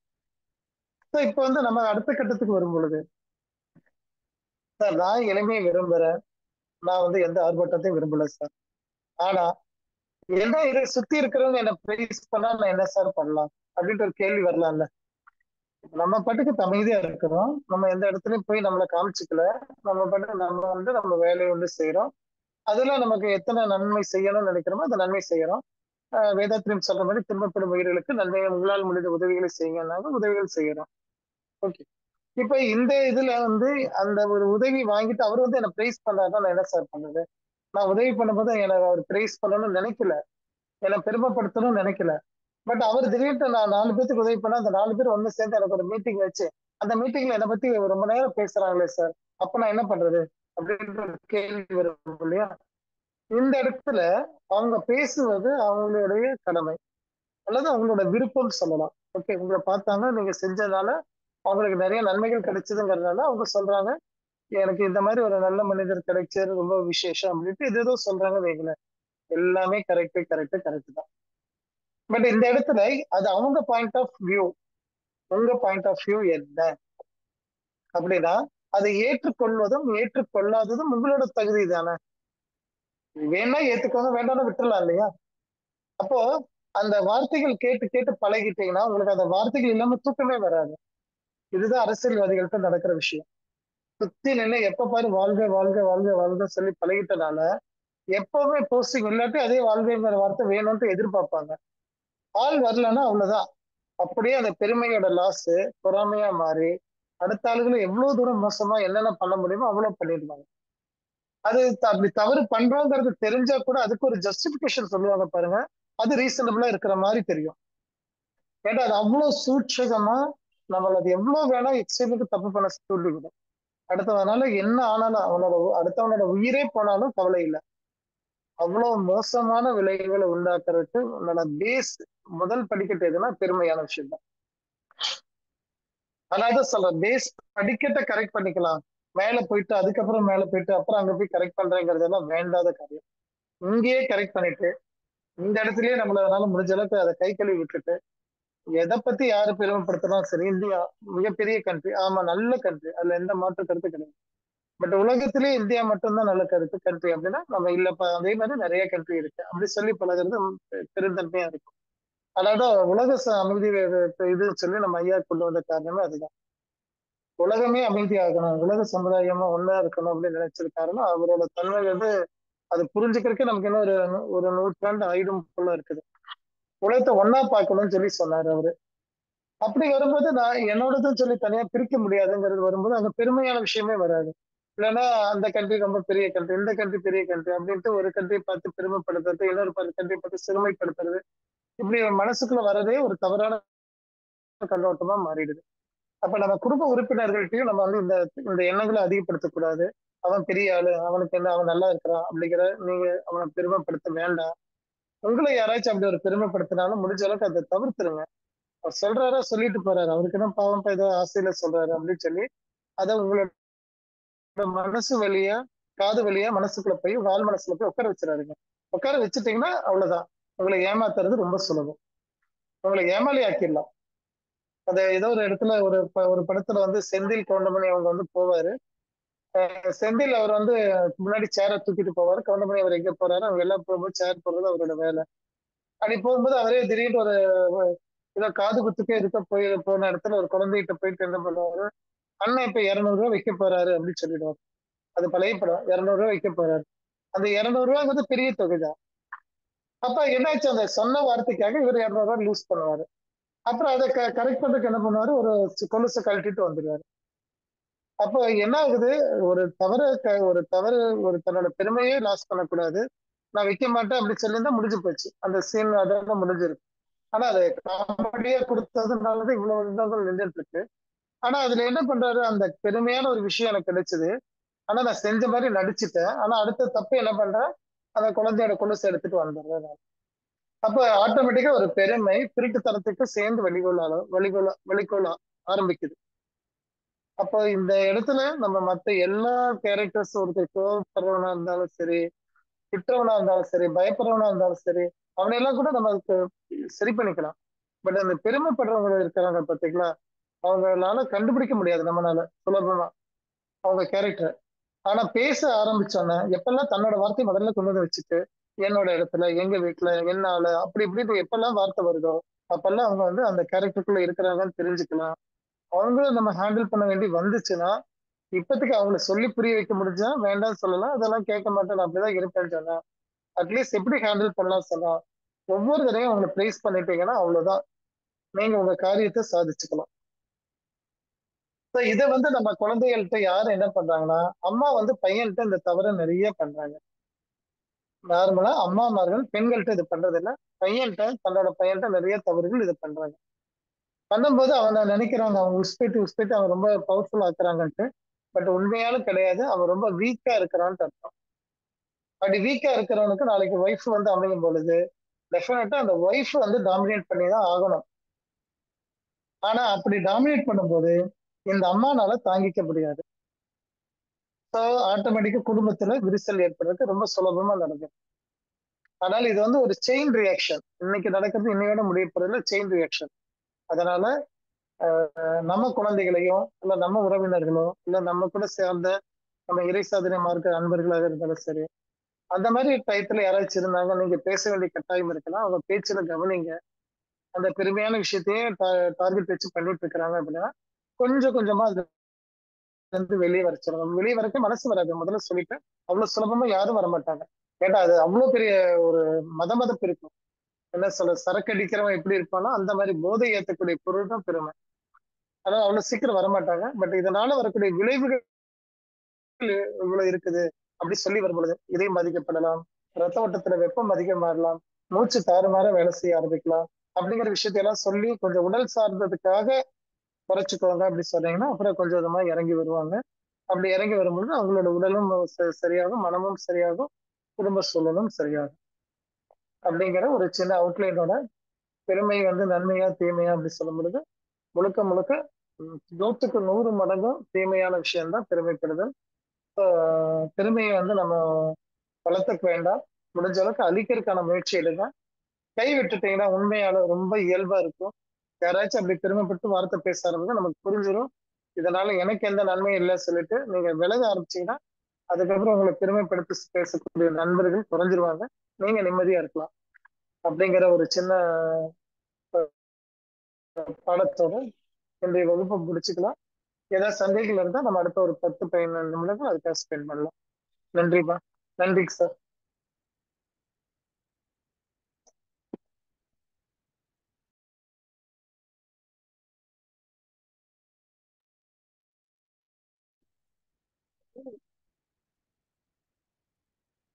வாழ்க வளமுடன், வாழ்க வளமுடன் ஐயா. பெருமை என்பது நன்மையா தீமையா? எல்லாருக்குமே அந்த பெருமையா வாழ்வது தான். நம்ம அப்படிதான் வாழ்ந்து வாழ்ந்து பழக்கப்பட்டிருக்கோம். எல்லா இடத்துலயும் நமக்கு பெருமை வரணும்னு தான் நம்ம நினைக்கிறோம். இது எங்க கொண்டு கொண்டு போய் இன்னைக்கு சேர்க்குதுன்றதை ஐயா அவங்க மிக தெளிவா சொன்னாங்க. நாம பெருமைப்படும் போது நம்ம உடல்ல எந்த உறுப்பு அதிகமா உழைக்குது, அதனால என்ன நன்மை நடக்குதா தீமை நடக்குதா அப்படின்னு பார்த்தா தீமை மட்டுமே தான் நடக்குது. அப்ப இந்த விஷயம் நம்ம சிறு குழந்தையாக இருக்கும்போது ஆரம்பிக்கிறது. அது குழந்தைக்கு அப்போ தெரியாம இருக்கு. ஆனா அதனோட பெருமையோட தீமைகள் நம்ம பெற்றோருக்கு தான் முதல்ல வருது. அதுக்கப்புறம் அந்த குழந்தை ஒரு நிலைக்கு, ஒரு பெரிய வகுப்புக்கு வரும்போது அப்ப அந்த 1 மார்க் வித்தியாசம்லாம் அந்த குழந்தைக்கு எந்த அளவுக்கு அது அது தீமையை கொடுக்குது, ஸ்ட்ரெஸ்ஸை கொடுக்குது. அப்ப இந்த பொறாமை என்ற ஒரு விஷயம்தான் இதுல வருது. அப்போ அதுல இருந்து நாம எப்படி வெளியே வர்றது அப்படின்னு ஐயா நிறைய விஷயங்கள் சொன்னாங்க. திருமணம் நடக்கிறது, அப்போ இந்த சினிமாவில் ஒரு சீன் வரும், அது அப்புறம் அரசியல்ல, அப்போ அரசியல்ன்னும் போது ஒரு உயிரையை கூட போக்கக்கூடிய அளவுக்கு வருது. அப்போ இதே நம்மளோட வளர்ப்பு முறை, இந்த குழந்தைங்க சின்ன வயசுல இருந்து இப்படி நம்ம சொல்லி சொல்லி சொல்லி அவங்கள ஒரு காலேஜ் போகும்போது அதையே அவங்க அந்த பெருமையா இன்னொரு பெண்கிட்டயோ ஆண்கிட்டயோ ஒரு சொல்லும்போது அது அங்க தவறா இருக்குது. அப்ப இங்க யார் மேல தவறுனா நம்ம பெற்றோராகிய நம்ம மீது தான் தவறு. அப்ப பெருமைப்படுதல் அப்படின்ற லிஸ்ட்டை நாம எடுத்து இப்ப நாம எடுத்தா அது வீட்ல இருந்து வீடு, ஸ்கூலு, காலேஜ், சொசைட்டி, கம்யூனிட்டி, வீடு, ஊருன்னு இப்படி இப்படி வளர்ந்துகிட்டே வருது நம்ம கடைசி காலம் வரைக்கும். அப்ப இத நாம கீழே இறங்கி வரணும். இந்த இந்த வார்த்தையை நம்ம கேட்டு கேட்டு இதுல அந்த பெருமையை நம்ம பழகிட்டோம். இப்ப முதல்ல நம்ம அந்த முதல் படியிலேயே நம்ம சரி செய்து கொள்ளணும். இந்த படியிலிருந்து நம்ம மேலே போயிட்டா அது ரொம்ப மிகவும் நம்ம உடலுக்கும் சரி, உடல்ல இதயம் எப்படி வேகமா துடிக்குது, அந்த இதயம் எப்படி அதை சரி கட்ட போராட வேண்டி இருக்குது, பிபி வருது. அப்போ அதையும் நம்ம மனசுல வச்சுக்கிட்டு அப்போ முதல் படியிலே நம்ம இறங்குவதற்கான ஒரு முயற்சியை பண்ணணும். இது அப்படியே விட்டால் ரொம்ப கடினமாயிடும் அப்படின்ட்டு இது ஒரு செயின் ரியாக்ஷனு நம்ம குடும்பத்தில் இப்போ இருந்தால் கவனிக்கணும். உண்மையிலே இதை நாங்கள் எப்படி பேசுகிறோன்னு கவனிக்கணுங்க ஐயா. இன்னிலேருந்து இதை ஒரு பயிற்சி அகத்தாய்வாக நாங்கள் எடுத்துக்கணும். ரொம்ப சிறப்பான ஒரு சிந்தனை விளக்கம் ஐயா. ஐயா அவர்களே, நாம் துரிய நிலையில் நின்று வாழ்த்தி மகிழலாம். இன்று பெருமை என்பது நமக்கு நன்மையா தீமையா என்ற சிறப்பான சிந்தனை விளக்கம் அளித்த ஹீலர் மகேஷ்குமார் ஐயா அவர்கள் வாழ்க வளமுடன். ஹீலர் மகேஷ்குமார் ஐயா அவர்கள் வாழ்க வளமுடன். ஐயா அவர்களும் அவர்களது அன்பு குடும்ப உறுப்பினர்கள் அனைவரும் அருட்பேராற்றல் கருணையினால் உடல் நலம், நீலாயுள், நிறை செல்வம், உயர் புகழ், மெய்ஞானம் ஓங்கி வாழ்க வளமுடன், வாழ்க வளமுடன், வாழ்க வளமுடன். வாழ்க வளமுடன் ஐயா. இந்த மாதிரி கோணத்தெல்லாம் நாங்க யோசிச்சதே இல்லைங்க ஐயா. அது சின்ன வயசுல இருந்தே இது தொடர்ந்து இப்படி வருதுன்றது இன்னைக்குதான் விளக்கம் வந்து இந்த மாதிரி இருக்குதுன்னு தெரியுது. ஆனா இது எங்க ஆரம்பிச்சு எப்படி வந்ததுன்றது இன்னைக்குதான் அதனோட ரூட் தெரியுதுங்க ஐயா. வாழ்க வளமுடன். கோபியம்மா ஒரு அறிவிப்புகள் கொடுத்துருங்க. நம்ம அதுக்கப்புறம் கேள்வி பதில் கேட்கிற அன்பர்கள் வந்து ஐயா சொன்ன மாதிரி இன்றைய டாபிக்ல இருந்து கேட்டா சிறப்பு. கேள்விகளை வந்து தெளிவா சுருக்கமா கேளுங்க. நம்ம ஒரு சின்ன அறிவிப்புக்கு பிறகு நம்ம கேள்வி பதில் போயிடலாம். ஐயா அதுக்குள்ள ஒரு 2 நிமிடம் ஓய்வு எடுத்துப்பாங்க. ஆமா, அறிவிப்புகள் சொல்லிடலாமா? சில முக்கிய அறிவிப்புகள். அடுத்த நிகழ்வாக 8:30 மணிக்கு இறையாசிரியர் இறை மதன் ஐயா அவர்களின் தற்சோதனை நிகழ்வு உள்ளது. அனைவரும் கலந்து ஆன்ம தூய்மை பெறுவோம். நாளை அதிகாலை 4:15 மணி முதல் எப்பொழுதும் போல அனைத்து நிகழ்வுகளும் நடைபெறும். காலை 9 மற்றும் 11 மணிக்கும் மதியம் 2 மற்றும் 3 மணிக்கும் சிறப்பு தவங்கள் உள்ளன. மதியம் 12 மணிக்கு AYP4 ஆனந்த யோக பயிற்சி வகுப்பு நடைபெறும். அனைத்து நிகழ்வுகளிலும் அனைவரும் கலந்து ஆன்ம தூய்மை பெறுவோம். கேள்வி கேட்க இருக்கும் நண்பர்கள் நன்றி சொல்லணுமா? அம்மா நேரடி வகுப்பு நம்ம ஆனந்த யோகா அதில் சொல்லிட்டீங்களா? நம்ம நேரடி வகுப்பு வந்து மலையப்பாளையத்தில் இப்போ நாளன்னைக்கு 11, 12, 13 3 நாட்கள் நடக்குது. அதில் போய் நம்ம கலந்துக்கலாம். அடுத்து 18, 19, 20 பற்றைய வகுப்பு ஐயா அங்கே மலையப்பாளையத்தில் நடத்துகிறாங்க. அங்கே வந்து ஞான ரிஷி எஸ் ராதாகிருஷ்ணன் ஐயா, தத்துவ விஞ்ஞானி அழகர் ராமானுஜம் ஐயா, குரு ராகவேந்தர் ஐயா, நம்ம இறை ஆசிரியர் இறை மதன் ஐயா அவர்கள் 4 பேருமே அங்கே இருந்து நமக்கு 3 நாட்கள் சிறப்பான ஒரு பற்றைய வகுப்பை நம்ம கொடுக்க இருக்கிறாங்க. இதில் நம்ம வாய்ப்புள்ள எல்லாருமே நாம் AP 1, 2 ஆசிரியர்கள் அனைவருமே நாம் இதில் கலந்து கொள்ளலாம். வாழ்க வளமுடன்மா. போலாம். ஹானர் வாழ்க வளமுடன் ஐயா. ஹானர் என்ற நேம்ல வந்திருக்காங்க. வாழ்க வளமுடன். வாழ்க வளமுடன் ஐயா. ஐயா உங்க பெயரை சொல்லிட்டு நீங்க கேள்விக்கு போங்கய்யா. என் பேர் செபேலுங்க ஐயா. நாங்க குவைத்துல இருந்து பேசுறோம்.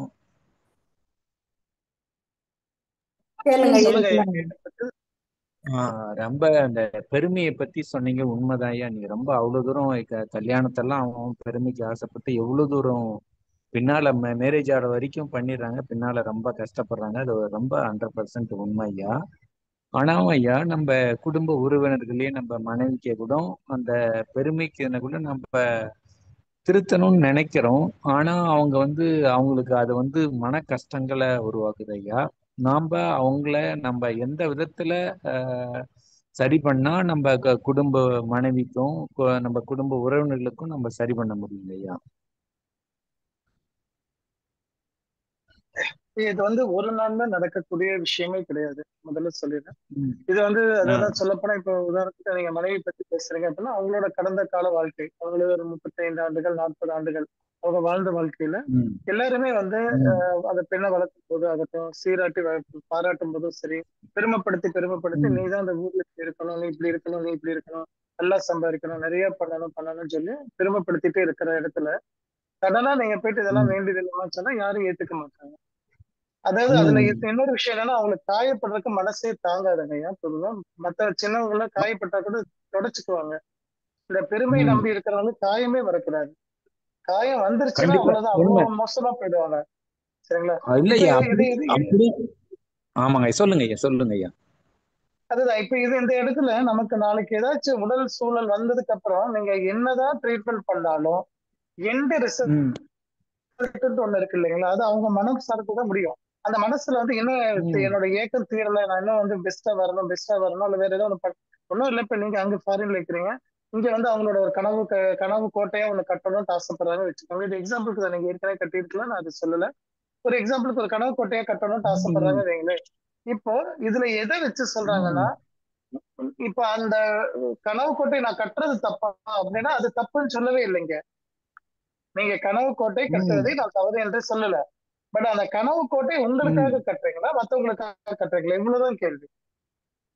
இப்ப எனக்காக நான் கட்டுறேன்னா நீங்க என்ன வேணா கட்டிக்கோங்க. எனக்கு 10 மாடி வச்சாதான் எனக்கு திருப்தி அடையணும், நான் எனக்கு அப்பதான் பிடிக்கணும், நீங்க வச்சுக்கோங்க. பட் அந்த 10 மாடி ம் பக்கத்துல இருக்கிறவனுக்காக அந்த ஊருக்காக நான் பண்ணணும்னா அது செய்யாத. ம் ரெண்டுக்கு நிறைய வித்தியாசம் இருக்குது. ஓகேங்களா? இப்ப இதுல வந்து அதுக்காக ரொம்ப எளிமையா இருப்பா, நீ எதுவும் பண்ணாதப்பா அப்படியெல்லாம் நாங்க சொல்லவே இல்லை. உனக்கு கார் வேணுமா கார் வாங்கிக்கோ, ம் வீடு பெருசா கட்டணுமா கட்டிக்கோ, கல்யாணம் நல்லா பண்ணிக்கோ, எல்லாம் பண்ண. பட் என்ன நோக்கம் அங்க ம் இருக்குது? அவனை ம் விட அப்படிங்கிற ஒரு கம்பேரிட்டிவ் ஸ்டேட்மெண்ட்டோட நீங்க எது செஞ்சாலும் அது நெகட்டிவ்ல போய் முடியும். ஏன்னா இறை கண்டிப்பா ஆற்றல் அப்படி கண்டிப்பா. சொல்லுது. இறை ஆற்றல் என்ன சொன்னா, உன்னை படைச்சதே நான் ம் தனியா தான் படைச்சேன், உன்ன மாதிரி 100 பேரை நான் படைக்கல. நான் வந்து உன்னை தனியா படைச்சேன், ம் இன்னொரு விதத்துல படைச்சேன், இன்னொரு விதத்துல படைச்சேன். என்னமா எல்லாரும் கை காலோட ஒண்ணா இருக்கிறீங்க, அவ்வளவுதான். பட் இப்படி தனித்தனியா படைச்ச ம் சமயத்துல நீங்க இன்னொருத்த கூட கம்பேர் பண்ணி வளரணும் வாழணும்னு நினைக்கிற. உனக்கு கொடுத்த வாழ்க்கையே நல்லா இருக்குது, ம் அந்த வாழ்க்கையில நீ ம் வாழ்ந்துட்டு வா அப்படிங்கறது அது ஆசை. அதனால நீங்க ம் என்ன விருப்பப்படுறீங்களோ அந்த விருப்பத்துல, அதாவது அந்த இடத்துலதான் ம் புத்தர் சொன்ன ஒரு வார்த்தை வரும், ஆசையே துன்பத்திற்கு காரணம் அப்படின்னு சொல்றாரு. ஆனா அது ஒரு ம் கவிதை சொல்லுவாங்க, புத்தர் ஆசையே துன்பத்திற்கு காரணம் என்று அனைவரும் ஆசைப்படக்கூடாது என்று ஆசைப்பட்டார் அப்படின்ட்டு ஒரு வார்த்தை முடிப்பாங்க. சரிங்களா? அப்ப புத்தர் ம் ஆசைப்பட்டாரா அப்படிங்கிற ஒரு கேள்வி வருது இல்லைங்களா? புத்தர் ஆசைப்படவே இல்லை. ம் ஆசை என்பது வேற, விருப்பம் என்பது ம் வேற. புத்தர் விருப்பப்பட்டார். ம் வேதாத்திரி மகரிஷி வேதாத்திரி இப்ப சொல்லும் போது விருப்பப்பட்டார். இப்படி மக்கள் நல்லா இருந்தா நல்லா ம் இருக்கும் விருப்பப்பட்டாரே தவிர அவர் ஆசைப்படல. ஆசைப்படும் போது ம் வேகம் வரும், விருப்பப்படும் போது ஸ்லோவா ம் இருக்கும். திருமணம்ங்கிறது ம் லாங் டர்ம் ப்ராசஸா இருக்கிறதுனால தான் நான் என்ன சொல்றேன், அதை விருப்பத்துல வைங்க. ம் ஆசைக்கு போகிறாருங்க, ஆசைக்கு போனா ஆர்ப்பாட்டம் ம் செய்ய தோணும், விருப்பத்துக்கு வந்தா ம் ஆர்ப்பாட்டமே தோணாது, எளிமையா செய்ய தோணும். அப்ப எளிமை கண்டிப்பா. எவ்வளவு நல்லதுங்கிறத அவங்க சொல்ல வேண்டிய கட்டாயம் நமக்கு இருக்கு. எளிமை எதெல்லாம் எளிமை அப்படின்னா, இப்ப நீங்க கல்யாணத்துக்கு போறோம், நான் ஒரு 10 பவுன் செயின் போட்டுட்டு போறதுல தப்பா அப்படின்ற ஒரு கேள்வி கேட்டாங்க வைங்களேன், நீங்க என்ன சொல்லுவீங்க? தப்புமா, அப்படி எல்லாம் போடாத, ஒரு ஒத்த செயின் போட்டு அப்படின்னு சொல்லதான் நமக்கு தோணும். அது தப்பு. ம் 10 பவுன் வேணுமா, நீ 10 பவுன் போட்டுக்கோ. பட் இந்த 10 பவுன் நீ என்ன நோக்கத்துக்காக போட்டிருக்கிற? அங்க போய் என்ன எல்லாத்துக்கும் பார்க்கணுங்கிறதுக்காக ம் போட்டியா, அல்ல உனக்கு பிடிச்சு போட்டியா? அப்ப இங்க எனக்கு பிடிச்சு நான் செய்யறேன்னா ம் அது வேற. அது என்னோட மனசுக்கு மட்டும் தான் தெரியும், உங்களுக்கும் தெரியாது, வீட்டுக்கும் தெரியாது. ஓகே. அவங்க சொல்ற எண்ணம் உள்ள இருந்து ம் தானே எல்லாமே. நம்ம ஆன்ம தூய்மைங்கிறது அதை வச்சுதானே பண்றோம். ஆன்ம தூய்மை தான்ம தூய்மை நம்ம சொல்றோம். ஆன்மாங்கிற கண்டிப்பா உள்ள இருக்கிறவருக்கு தூய்மையா இருக்கிறது தெரியணும் இல்ல, அவருக்கு தெரியும் இல்ல, அது தூய்மையா இருக்கா கரெக்டா கண் இருக்காங்கிறது நல்லாவே தெரியுமே. அப்ப நான் வந்து ஒரு கண்டிப்பா. செயின் போட்டுட்டு போறேன், அந்த செயின் போட்டு போறது நோக்கம் என்ன? நான் நல்லா ட்ரெஸ் பண்ணிட்டு ம் போறேன், அதனோட நோக்கம் என்ன? எனக்கு பிடிச்சிருக்கு இந்த ம் ட்ரெஸ், நான் ரொம்ப ரசிச்சேன், நான் வாங்கிட்டேன், வாங்கிக்கோங்க. ம் ஆனா இந்த ட்ரெஸ் போட்டு போறேன்னு நான் அந்த ஊர்ல இருக்கிறவனே நான் மடக்கிறேன் பாரு அப்படின்ட்டு, நல்லா எல்லாத்தையும் விட ம் என்னோட விலை அதிகம் பாரு அப்படின்ட்டு அங்க ஒரு கம்பேரிட்டிவ் ஸ்டேட்மெண்ட்டோட நீங்க நகர்ந்தீங்கன்னா அதனோட விளைவு ம் தான் நமக்கு ஆபத்தா முடியுது. இப்ப ஒண்ணுமே இல்ல, சாதாரண இதையே ஒரு எக்ஸாம்பிளா வச்சுட்டு நீங்க ஒரு saree எடுத்துட்டு ம் போறீங்க, அந்த சாரியோட விலை 50,000 ரூபான்னு வச்சுக்கோமே. 50,000 ரூபாய்க்கு ஒரு saree எடுத்து ம் கட்டிட்டு போறாங்க, மனசு பூரா திருப்தியா இருக்குது. கட்டுறாங்க, அந்த கல்யாண ம் மண்டபத்துக்கு போறாங்க, அவ்வளவு நல்லா இருக்குது. பட் அங்க அதே ம் கல்யாண மண்டபத்துக்கு அவங்க வீட்டுல வேலை செஞ்ச ஒரு பெண்ணோட மகள் ம் வர்றா, பெண்ணோட மகள் வர்றா, அந்த ம் பெண்ணோட மகள் ஃபாரின்ல ஒர்க் பண்ணிருக்கிறா, அவன் அந்த கல்யாணத்துக்கு வந்திருக்கிறா. அந்த பொண்ணு கல்யாணத்துக்கு ம் வந்தவனோட சாரியோட விலை எவ்வளவு கேட்டு பாருங்க. 70,000 ரூபாய் ம் சொல்லியாச்சுன்னா இந்த அம்மாக்கு மனசு ம் நிம்மதியா இருக்குமா? இருக்காது. போயிடுச்சு இல்லைங்களா? அப்ப கட்டும் போது இருந்த ஆமா. நிம்மதி எங்க போச்சு? அங்க போய் காமிக்கும் போது இருந்த நிம்மதி என்னாச்சு? இப்ப எங்க போச்சு உங்களுக்கு? அதை விட என்ன வீட்டுனா கண்டிப்பா. அந்த சாரி இனிமேல் தொட மாட்டாங்க தெரியுங்களா? ஆ. அந்த சாரியை தொட மாட்டாங்க. நீங்க உங்களுக்கு புரியவே புரியாது, ஆண்களுக்கு அது புரியவே புரியாது. என்னடா இவ்வளவு விலை கொடுத்து வாங்கின சாரி ஏன் தொட மாட்டேங்கிறான்? ஏன்டா அங்க அடி விழுந்துருச்சு. யார் மூலமா அடி விழுந்தது? அவங்க எதிர்பாராத நபர் மூலமா அடி விழுந்துருச்சு. அப்ப அந்த அடி விழுந்தது சாரியானா, சாரி அடி விழுகிற பெருமை அடி விழுந்துருச்சு. அப்ப அந்த அடி விழுந்ததுனால அந்த சாரி எனக்கு பிடிக்காம போயிடுச்சு. இமேஜின் பண்ணி பாருங்க, ஒரு வீட்டை பிரம்மாண்டமா கட்டி ரொம்ப ஆசை தீர சிறப்பு. கட்டிட்டு அதுக்கப்புறம் வந்து 4 பேரு அ, சாப்பாடு ஆக்கி போட்டு 4 பேரு 4 குறைய சொல்லி அந்த குறை என் மனசுல விழுந்துருச்சுன்னா ம், நான் வீட்டை விட்டு போக முடியுமா? ஆ, இல்ல. இப்ப நான் அந்த வீட்டை எனக்கு பிடிச்ச மாதிரி கட்டி கூட நான் நிம்மதியா இல்லையே. இப்ப ஆமா நிம்மதி உண்மை. எழுந்தது யாரு உண் காரணம்? நீங்க அவங்க சொன்ன வார்த்தையா? அப்ப அந்த வார்த்தையை உங்களை காயப்படுத்துச்சு. ஏன் காயப்படுத்துச்சு? உங்க பெருமை போச்சு, காயமாயிடுச்சு. சோ இப்படி ஒவ்வொன்றும் நீங்க நுணுக்கமா பார்க்கும்போது ஒண்ணுமே இல்லாத இந்த அல்பத்தனமான பெருமைங்கிறது நம்மளோட உயிரை கொல்ற அளவுக்கு கூட போயிடும். அப்ப கூட நம்ம வந்து விட மாட்டோம்.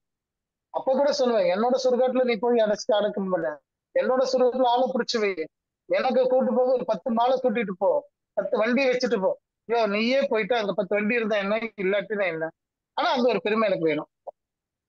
இப்படி நம்ம பிறந்ததுல இருந்து போற வரைக்கும் இந்த பெருமையே வாழ்ந்து வாழ்ந்து கடைசியில் ஒண்ணுமே இல்லாம போயிடுவோம். வாழ்றதுக்கான டைமே போயிடுது நமக்கு. அதனால அவங்கள்ட்ட வந்து எடுத்தோன்னே பண்ண வேண்டாம். ஃபர்ஸ்ட் பிடிச்சு செய்யுமா சொல்லுங்க. அதை பிடிச்சு செய்யறது உனக்கு பிடிச்சதா செய்யன்னு சொல்லுங்க. அப்புறம் அதுல வந்து இன்னொருத்தரை கம்பேர் பண்ண வேண்டாம். உனக்கு பிடிச்ச மாதிரி எல்லாம் செய்யன்னு சொல்லும் பொழுது ஆட்டோமேட்டிக்கா அந்த பெருமை கொஞ்சம் கொஞ்சமா அவங்க இழக்க வேண்டியிருக்கும், இழந்துருவாங்க ஒரு கட்டத்துல. நம்ம யாராவது ஒருத்தர் தெரிஞ்சு கைட் பண்ணா போதுங்க ஐயா. சரிங்க, ரொம்ப சிறப்பா சொன்னீங்க ஐயா. ரொம்ப மகிழ்ச்சி ஐயா. ரொம்ப சிறப்பு. வாழ்க்கை வளமுடன். ரொம்ப சந்தோஷங்க ஐயா. வாழ்க நன்றிங்க வளமுடன். ஐயா. நன்றிங்க ரொம்ப ஐயா. ரொம்ப வாழ்க வளமுடன். ஓகேங்க. வாழ்க வளமுடன் அம்மா. வாய்ப்பு கொடுத்ததுக்கு நன்றி அம்மா.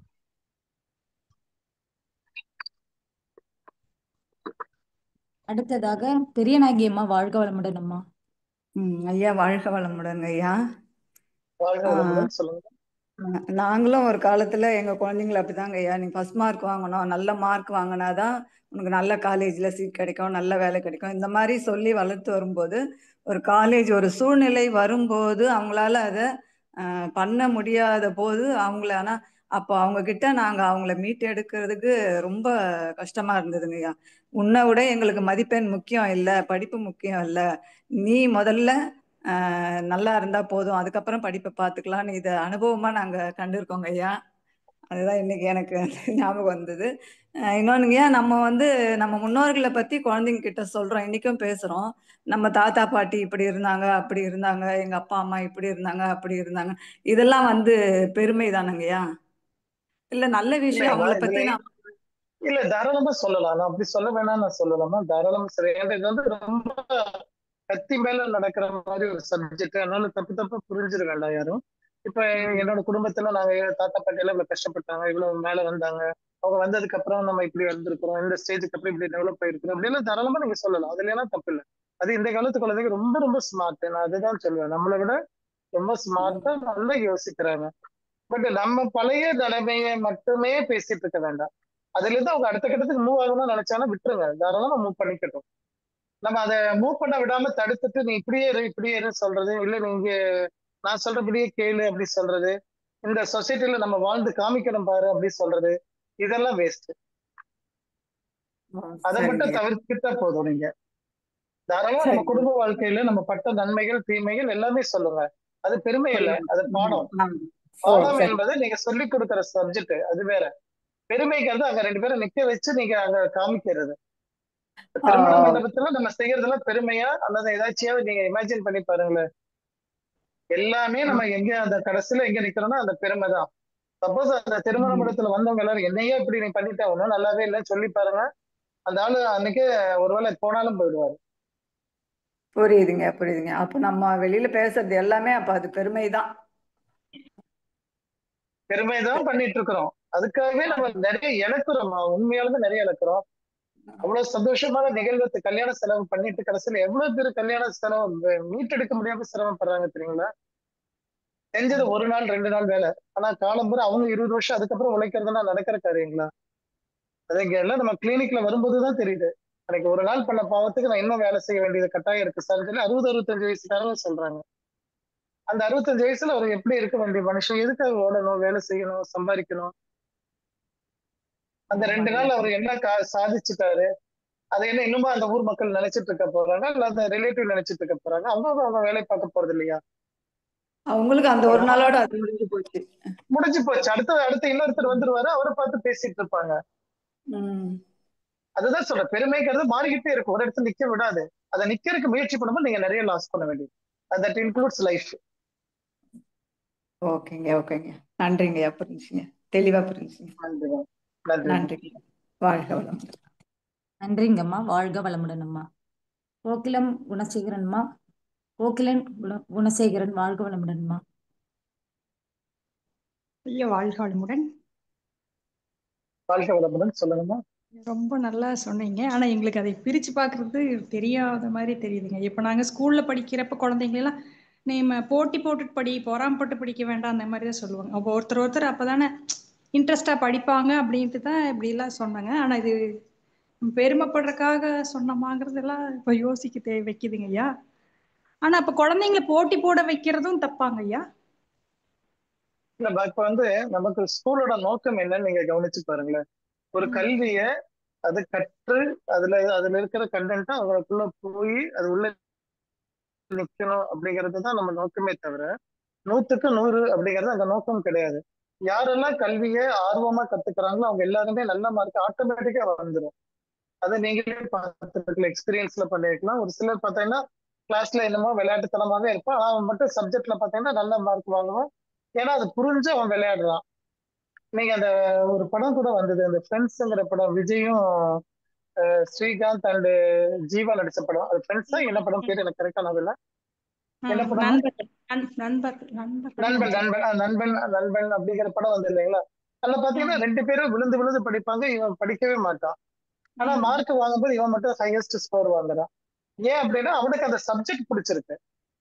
அப்ப இதுல குழந்தைகளுக்கு சப்ஜெக்ட பிடிக்க வைக்கிறது டீச்சரோட வேலை. நீங்க சப்ஜெக்ட் வேணா கேட்டு பாருங்க. ஒரு சில குழந்தைகளுக்கு ஒரு சில சப்ஜெக்ட் பிடிக்காது, அப்படி எனக்கு மார்க் வராது அப்படின்னா டெஃபினட்டா அந்த குழந்தையோட பிரச்சனை கிடையாது, அந்த குழந்தைக்கு அந்த சப்ஜெக்ட் எடுக்கிற டீச்சரோட பிரச்சனை. ஏன்னா அவங்க கொடுக்குற பிரசன்டேஷன் அந்த குழந்தைகளுக்கு புரியல, அதனால அந்த குழந்தை அந்த சப்ஜெக்டை விட்டுரும். அப்ப அந்த குழந்தைக்கு மெமரி பவர் இருக்குது, நல்லா பண்ணுவது எல்லாம் பண்ண, ஆனா அந்த சப்ஜெக்ட்ல மட்டும் வராது.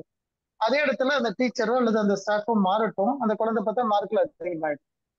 இது நீங்க பார்த்திருக்கலாம்னு நினைக்கிறேன். கண்டிப்பா இந்த மாதிரி நிறைய குழந்தைகளை நாங்க பார்த்திருக்கிறோம். அப்ப அந்த குழந்தைகளுக்கு முக்கியம் என்னன்னா அந்த சப்ஜெக்டை சொல்லி கொடுக்குற ஃபேக்கல்டி யாரா இருந்தாலும் சரி, அதை எளிமைப்படுத்தி சொல்லி கொடுக்கிற திறன் அவங்கள்ட்ட இல்ல. அவங்க என்ன பண்றாங்க, நீ எப்படியாச்சும் படிச்சுக்கோ, நான் பாதி சொல்றேன் நீ புரிஞ்சுக்கோ அப்படிங்கிறாங்க. இல்ல நான் போட்டி போட்டி இப்போ ஒருத்தர் வேற இப்ப 90 வாங்கியிருக்கேன்னா நீ 95 வாங்குன்னு சொல்றதே தப்புன்னு அப்படியாங்க ஐயா கேக்குறேன் நான். இப்போ அது ஒரு போட்டி போட்டுட்டு படிக்கிறது அப்படின்னு சொல்றதே ஒரு தப்பு ஒவ்வொரு விஷயத்துலயும் அப்படின்னு சொல்றீங்களான்னு கேக்குறேன். அதை புரிஞ்சுக்க முயற்சி பண்ண அப்படி சொல்லுங்க. நீ இன்னும் புரிஞ்சுட்டா இன்னும் நல்லா இருக்கும். அப்ப அவன் புரிதலுக்கு போகல தவிர மார்க்கெட் வர மாட்டான். நம்ம மார்க்ல போறதுனாலதான் வீட்டுல எல்லாரும் ஃபெயில் ஆகுறது, ஜேஇல ஃபெயில் ஆகுறது, எல்லாமே மார்க் பேஸ்ல போன குழந்தைங்க தான் சிரமப்படுறாங்க. சிபிஎஸ்சில இதுலயும் சமச்சீர்ல என்ன டிஃபரன்ஸ் இருக்குல்லைங்க? சப்ஜெக்ட்ல இது சமச்சீர் நல்லதா இருக்குது, ஆனா சொல்லி கொடுக்கறவங்க எல்லாருமே மார்க் பேஸ் பண்ணி சொல்லி கொடுக்கறதுனால மார்க் வாங்கினாலும் எல்லாமே தெரிஞ்சிருக்குன்னு நினைக்கிறாங்க, கண்டென்ட்டே புரியுறது இல்லை. இல்ல மேடம், இது ஏதா சொல்ல வரேன்னா 8th சப்ஜெக்ட்ல 8th ஸ்டாண்டர்ட்ல பயாலஜில பாட்னி ஜுவாலஜில female sex organ male sex ஆர்கனை பத்தி சப்ஜெக்ட் இருக்குது. எந்த ஸ்கூல்ல அந்த சப்ஜெக்டை எந்த டீச்சர் ஹேண்டில் பண்றாங்க? நீங்க எந்த ஸ்கூலுக்கு எந்த கிளாஸ் டீச்சர் எனக்கு தெரியல. நீங்க suppose in case 8th 9th handle பண்றீங்க அப்படின்னா எந்த கிளாஸ்ல அதை எடுத்து பேசுறாங்கன்னு சொல்லுங்க பாப்போம். யாருமே அந்த சப்ஜெக்ட் தொட மாட்டாங்க. அது நீ படிச்சுக்கோ அப்படின்ட்டுவாங்க இல்லைங்களா? ஏன் அந்த சப்ஜெக்ட் ஹேண்டில் பண்றதுக்கு என்ன அவங்களுக்கு ஒரு பயம், அதை எப்படி புரிஞ்சுக்குவாங்க? அப்ப அது புரிதலுக்கு எளிமைப்படுத்துறதுக்கு அவங்களுக்கு தெரியல. பாவம், அந்த சப்ஜெக்ட்ல எவ்வளவு நல்ல கண்டென்ட் இருக்கு, இது எவ்வளவு நல்ல விஷயம், இது அவங்களுக்கு எப்படி சொன்னா புரியும், அந்த ஏஜுக்கு எப்படி சொன்னா புரியும், அதை எப்படி விளையாட்டுத்தனமா சொல்லலாம். ஏன் அவங்க அப்பா அம்மா வச்சு பேசலாமே, அந்த குழந்தைகளை வச்சு பேசணும். உங்க அப்பா இப்படி இருக்காங்க, அம்மா இப்படி இருக்காங்க, அவங்களோட உடல் இப்படிதான் இருக்கு அப்படி சொன்னா அது அம்மா அப்பாங்கிற தன்மையில போயிடும். அப்ப இந்த சொல்ற விதத்தை சொல்ல தெரியாதனால என்ன ஆகுதுன்னா படி படி படி படி படிச்சு எப்படியாச்சும் மார்க் வாங்கிடு. சார் அவன் 95 வாங்கிட்டான், நீ 100க்கு 100 முயற்சி பண்ணான்ட்டு அவனும் இவனையும் இப்போ டைட்டை போட்டி போட்டு விட்டுறான், கூட்டு சேர்த்து விட்டுறான். அப்போ அவன் நேரடியாக அந்த மோதலுக்கு ட்ரை பண்ணுவான். ஒண்ணு முடியலையா அவன் நோட்டை ஒழிச்சு வைக்கிறது, அவன் பேப்பரை திருடுறது, இது வேலையெல்லாம் அதுக்கப்புறம் செய்ய ஆரம்பிப்பாங்க. அப்ப நம்ம படிக்கணுங்கிறது மாற்று கருத்து கிடையாது. தெளிவா படி, உணர்ந்து படி, புரிஞ்சு படி. புரிஞ்சு படிச்சு உனக்கு இவ்வளவுதான் வருதா தாராளமா வச்சுக்கோ, இன்னும் அது வேற மாதிரி கொண்டு வா, ஹை பண்ணலாம் அப்படின்னு சொல்லலாமே தவிர வெறுமனே மார்க்குங்கிற அது. ஆனா இப்ப இருக்கிற என்ன சொல்றது, சொசைட்டியோட டிசைனோ அல்லது கவர்மெண்டோட டிசைனோ அப்படி இருக்கான்னு எனக்கு தெரியல. விளையாட்டுத்தனமா கல்வியை கொடுங்க, நல்லா படிக்கட்டும் அப்படிங்கிற மாதிரி இருக்கா, அல்ல மார்க் வாங்கினாதான் ஸ்கூலுக்கு பேர் வாங்கி கொடுக்குறாங்களா அப்படிங்கிறது தெரியல. ஏன்னா அந்த சைடு நான் அதிகமா டிராவல் பண்ணல. ஸ்கூலுகளுக்கு போவோம், பசங்கள்கிட்ட பேசுவோம். நாங்க பேசுற பசங்கள் எல்லாம் எவ்வளோ மோசமா பேசுவாங்க, அவ்வளவு மோசமான எங்களை அவ்வளவு கிண்டல் பண்ணுவாங்க. நாங்க ரசிப்போம், எங்களை கிண்டல் பண்ணும்போது ரசிப்போம். ஒரே ஒரு எக்ஸாம்பிள் மட்டும் சொல்லிடுறேன், டைம் ரொம்ப அதிகமாயிட்டு போகுது. ஒரு தடவை கிளாஸ் எடுக்கும்போது ஒரு பையனுக்கிட்ட கடலை மாவை பத்தி நான் பேசிட்டு இருக்கிறேன். முகத்துக்கு போட்டு தேய்ச்சி குளித்தா நல்லது அப்படி சொல்றேன். அந்த பையன் லாஸ்ட் பெஞ்சில், எப்பவுமே லாஸ்ட் பெஞ்சில் இருக்கிறவங்க ஜீனியஸ், ஏன்னா அந்த பசங்க எல்லாம் எப்பவுமே ரொம்ப சோம்பேறித்தனமா வேகமா திங்க் பண்ற பசங்க தான் லாஸ்ட் பெஞ்சில் இருப்பாங்க. அந்த பையன் சொல்றான், ஆமா சார் கடலை பஜ்ஜில சூப்பரா பஜ்ஜி போடலாங்கிறான். இது பஜ்ஜி போடலாம்னு சொன்ன உடனே அங்க இருக்கிற டீச்சர் கோவப்பட்டு அடிக்க போறாங்க. எங்களுக்கு புரியல ஏன் அடிக்கிறாங்க. அவன் சொன்னால தப்பு இருக்குது. ஆனா அவங்க மிஸ் என்ன நினைக்கிறாங்க, நான் சீரியஸா டாபிக் எடுத்துட்டு இருக்கும் போது அவன் ஏன் இப்படி கெடுக்கிறான்னு நினைக்கிறாங்க.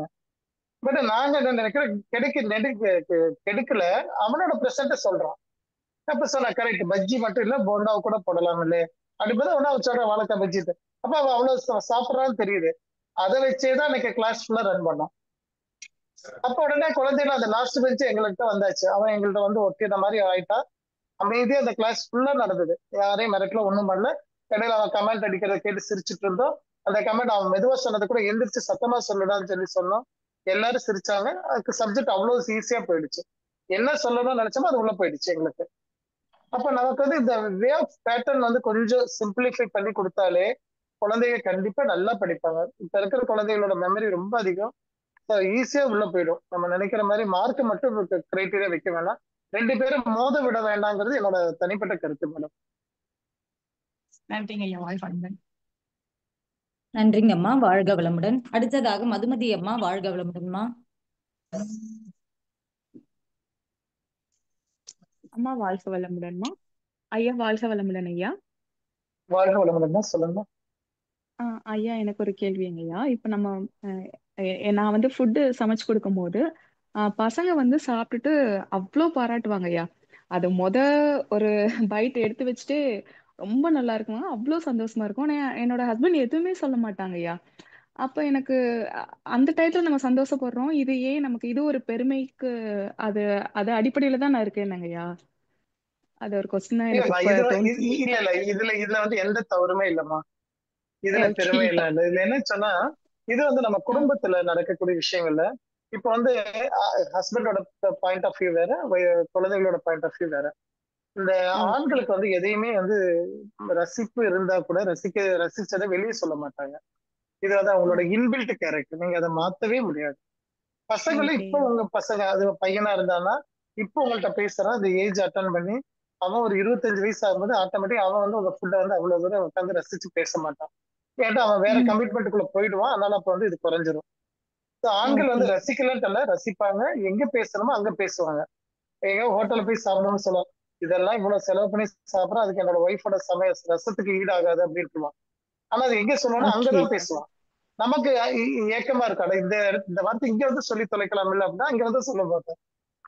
கண்டிப்பா யார் மூலியமா தான் கேக்குறேன் நான். அது அவங்க பேசுறது ஆமா, அவங்க அப்படிதான் பேசுவாங்கம்மா. அதோட டிசைன் அப்படி. அதை நீங்க உடைக்கவே முடியாது, மாத்த முடியாது. மாத்தினா அது ஆணுங்கிற கேரக்டர் போயிடும். அவன் ஆம்பளை அப்படின்னா அந்த கேரக்டர் அப்படிதான் அவங்களுக்கு. அது பெரிய டாபிக். அதனால இது இப்படிதான் அவங்க செய்வாங்க. ஓகேவா? அதனால அதுல குறை சொல்லலைன்னா நல்லா இருக்குன்னு நீங்க எடுத்துக்கணும். எதுவுமே சொல்லலைன்னா த பெஸ்ட் ஃபுட் அப்படின்ட்டு எடுத்துக்கலாம். குறை சொன்னா மட்டும்தான் அதுல ஏதோ கரெக்ஷன் பண்ணணும் போல இருக்கு அப்படிங்கறத நினைக்கணும். இது வந்து அவன் ஒரு ஏஜுக்கு முன்னாடி பாத்தீங்கன்னா நிறைய சொல்லியிருப்பான். இப்ப அது சொல்லவே மாட்டான். பிஃபோர் மேரேஜ் நிறைய சொல்லியிருப்பாங்க, ஆஃப்டர் மேரேஜ் சொல்லவே மாட்டாங்க. சரிங்களா? இது தனியா நம்ம கிளாஸ் பேசலாம். லவ்னா என்னங்கிறத பத்தி பேசும்போது இது என்ன புரியும்.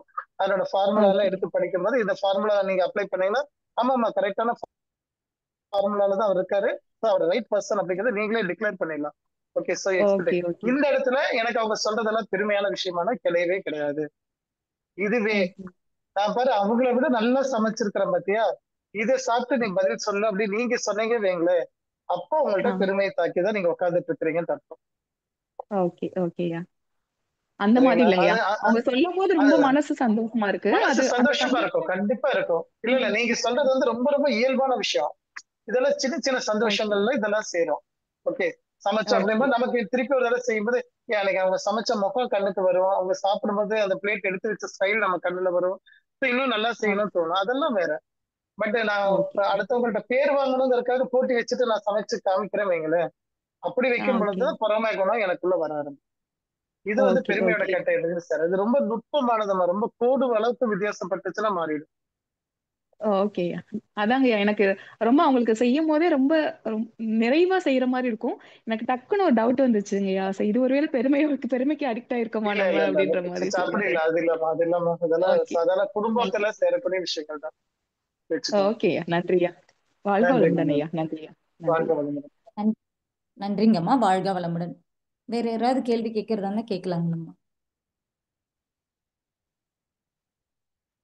அம்மா நிறைவு செய்துக்கலாமா? ஆள் யாரும் இல்லைன்னா ஓகேங்கம்மா. கேட்டு ஐயாக்கு முடிஞ்சு நிறைவு செய்தலாமா? ஆமா, ஐயாக்கு நேரமாக நிறைவு பண்ணிக்கலாம். ஐயா வாழ்த்திட்டு நம்ம நிறைவு பண்ணிக்கலாம். ஓகேங்கம்மா. இவ்வளவு நேரமாக மிக ஆழமாகவும் தெளிவாகவும் அன்பர்களின் கேள்விகளுக்கு பதிலளித்த அக்கு ஹீலர் மகேஷ்குமார் ஐயா அவர்களுக்கு நன்றிகளும் வாழ்த்துக்களும். அக்கு ஹீலர் மகேஷ்குமார் ஐயா அவர்கள் அருட்பேராற்றல் கருணையினால் உடல் நலம், நீல் ஆயுள், நிறை செல்வம், உயர் புகழ், மெய்ஞானம் ஓங்கி வாழ்க வளமுடன், வாழ்க வளமுடன், வாழ்க வளமுடன். ஐயா நீங்க விரும்பினா லீவ் ஆயிக்கலாங்க ஐயா. ஆமாங்க, ஆமாமா, நான் கிளினிக் பார்க்க போறேன். சரி, ஓகே. மறுபடியும் அடுத்த தடவை மீட்டிங்ல சந்திப்போம். நன்றி. வாழ்க வளமுடன். நன்றிங்க ஐயா. வாழ்க வளமுடன் ஐயா. ஐயா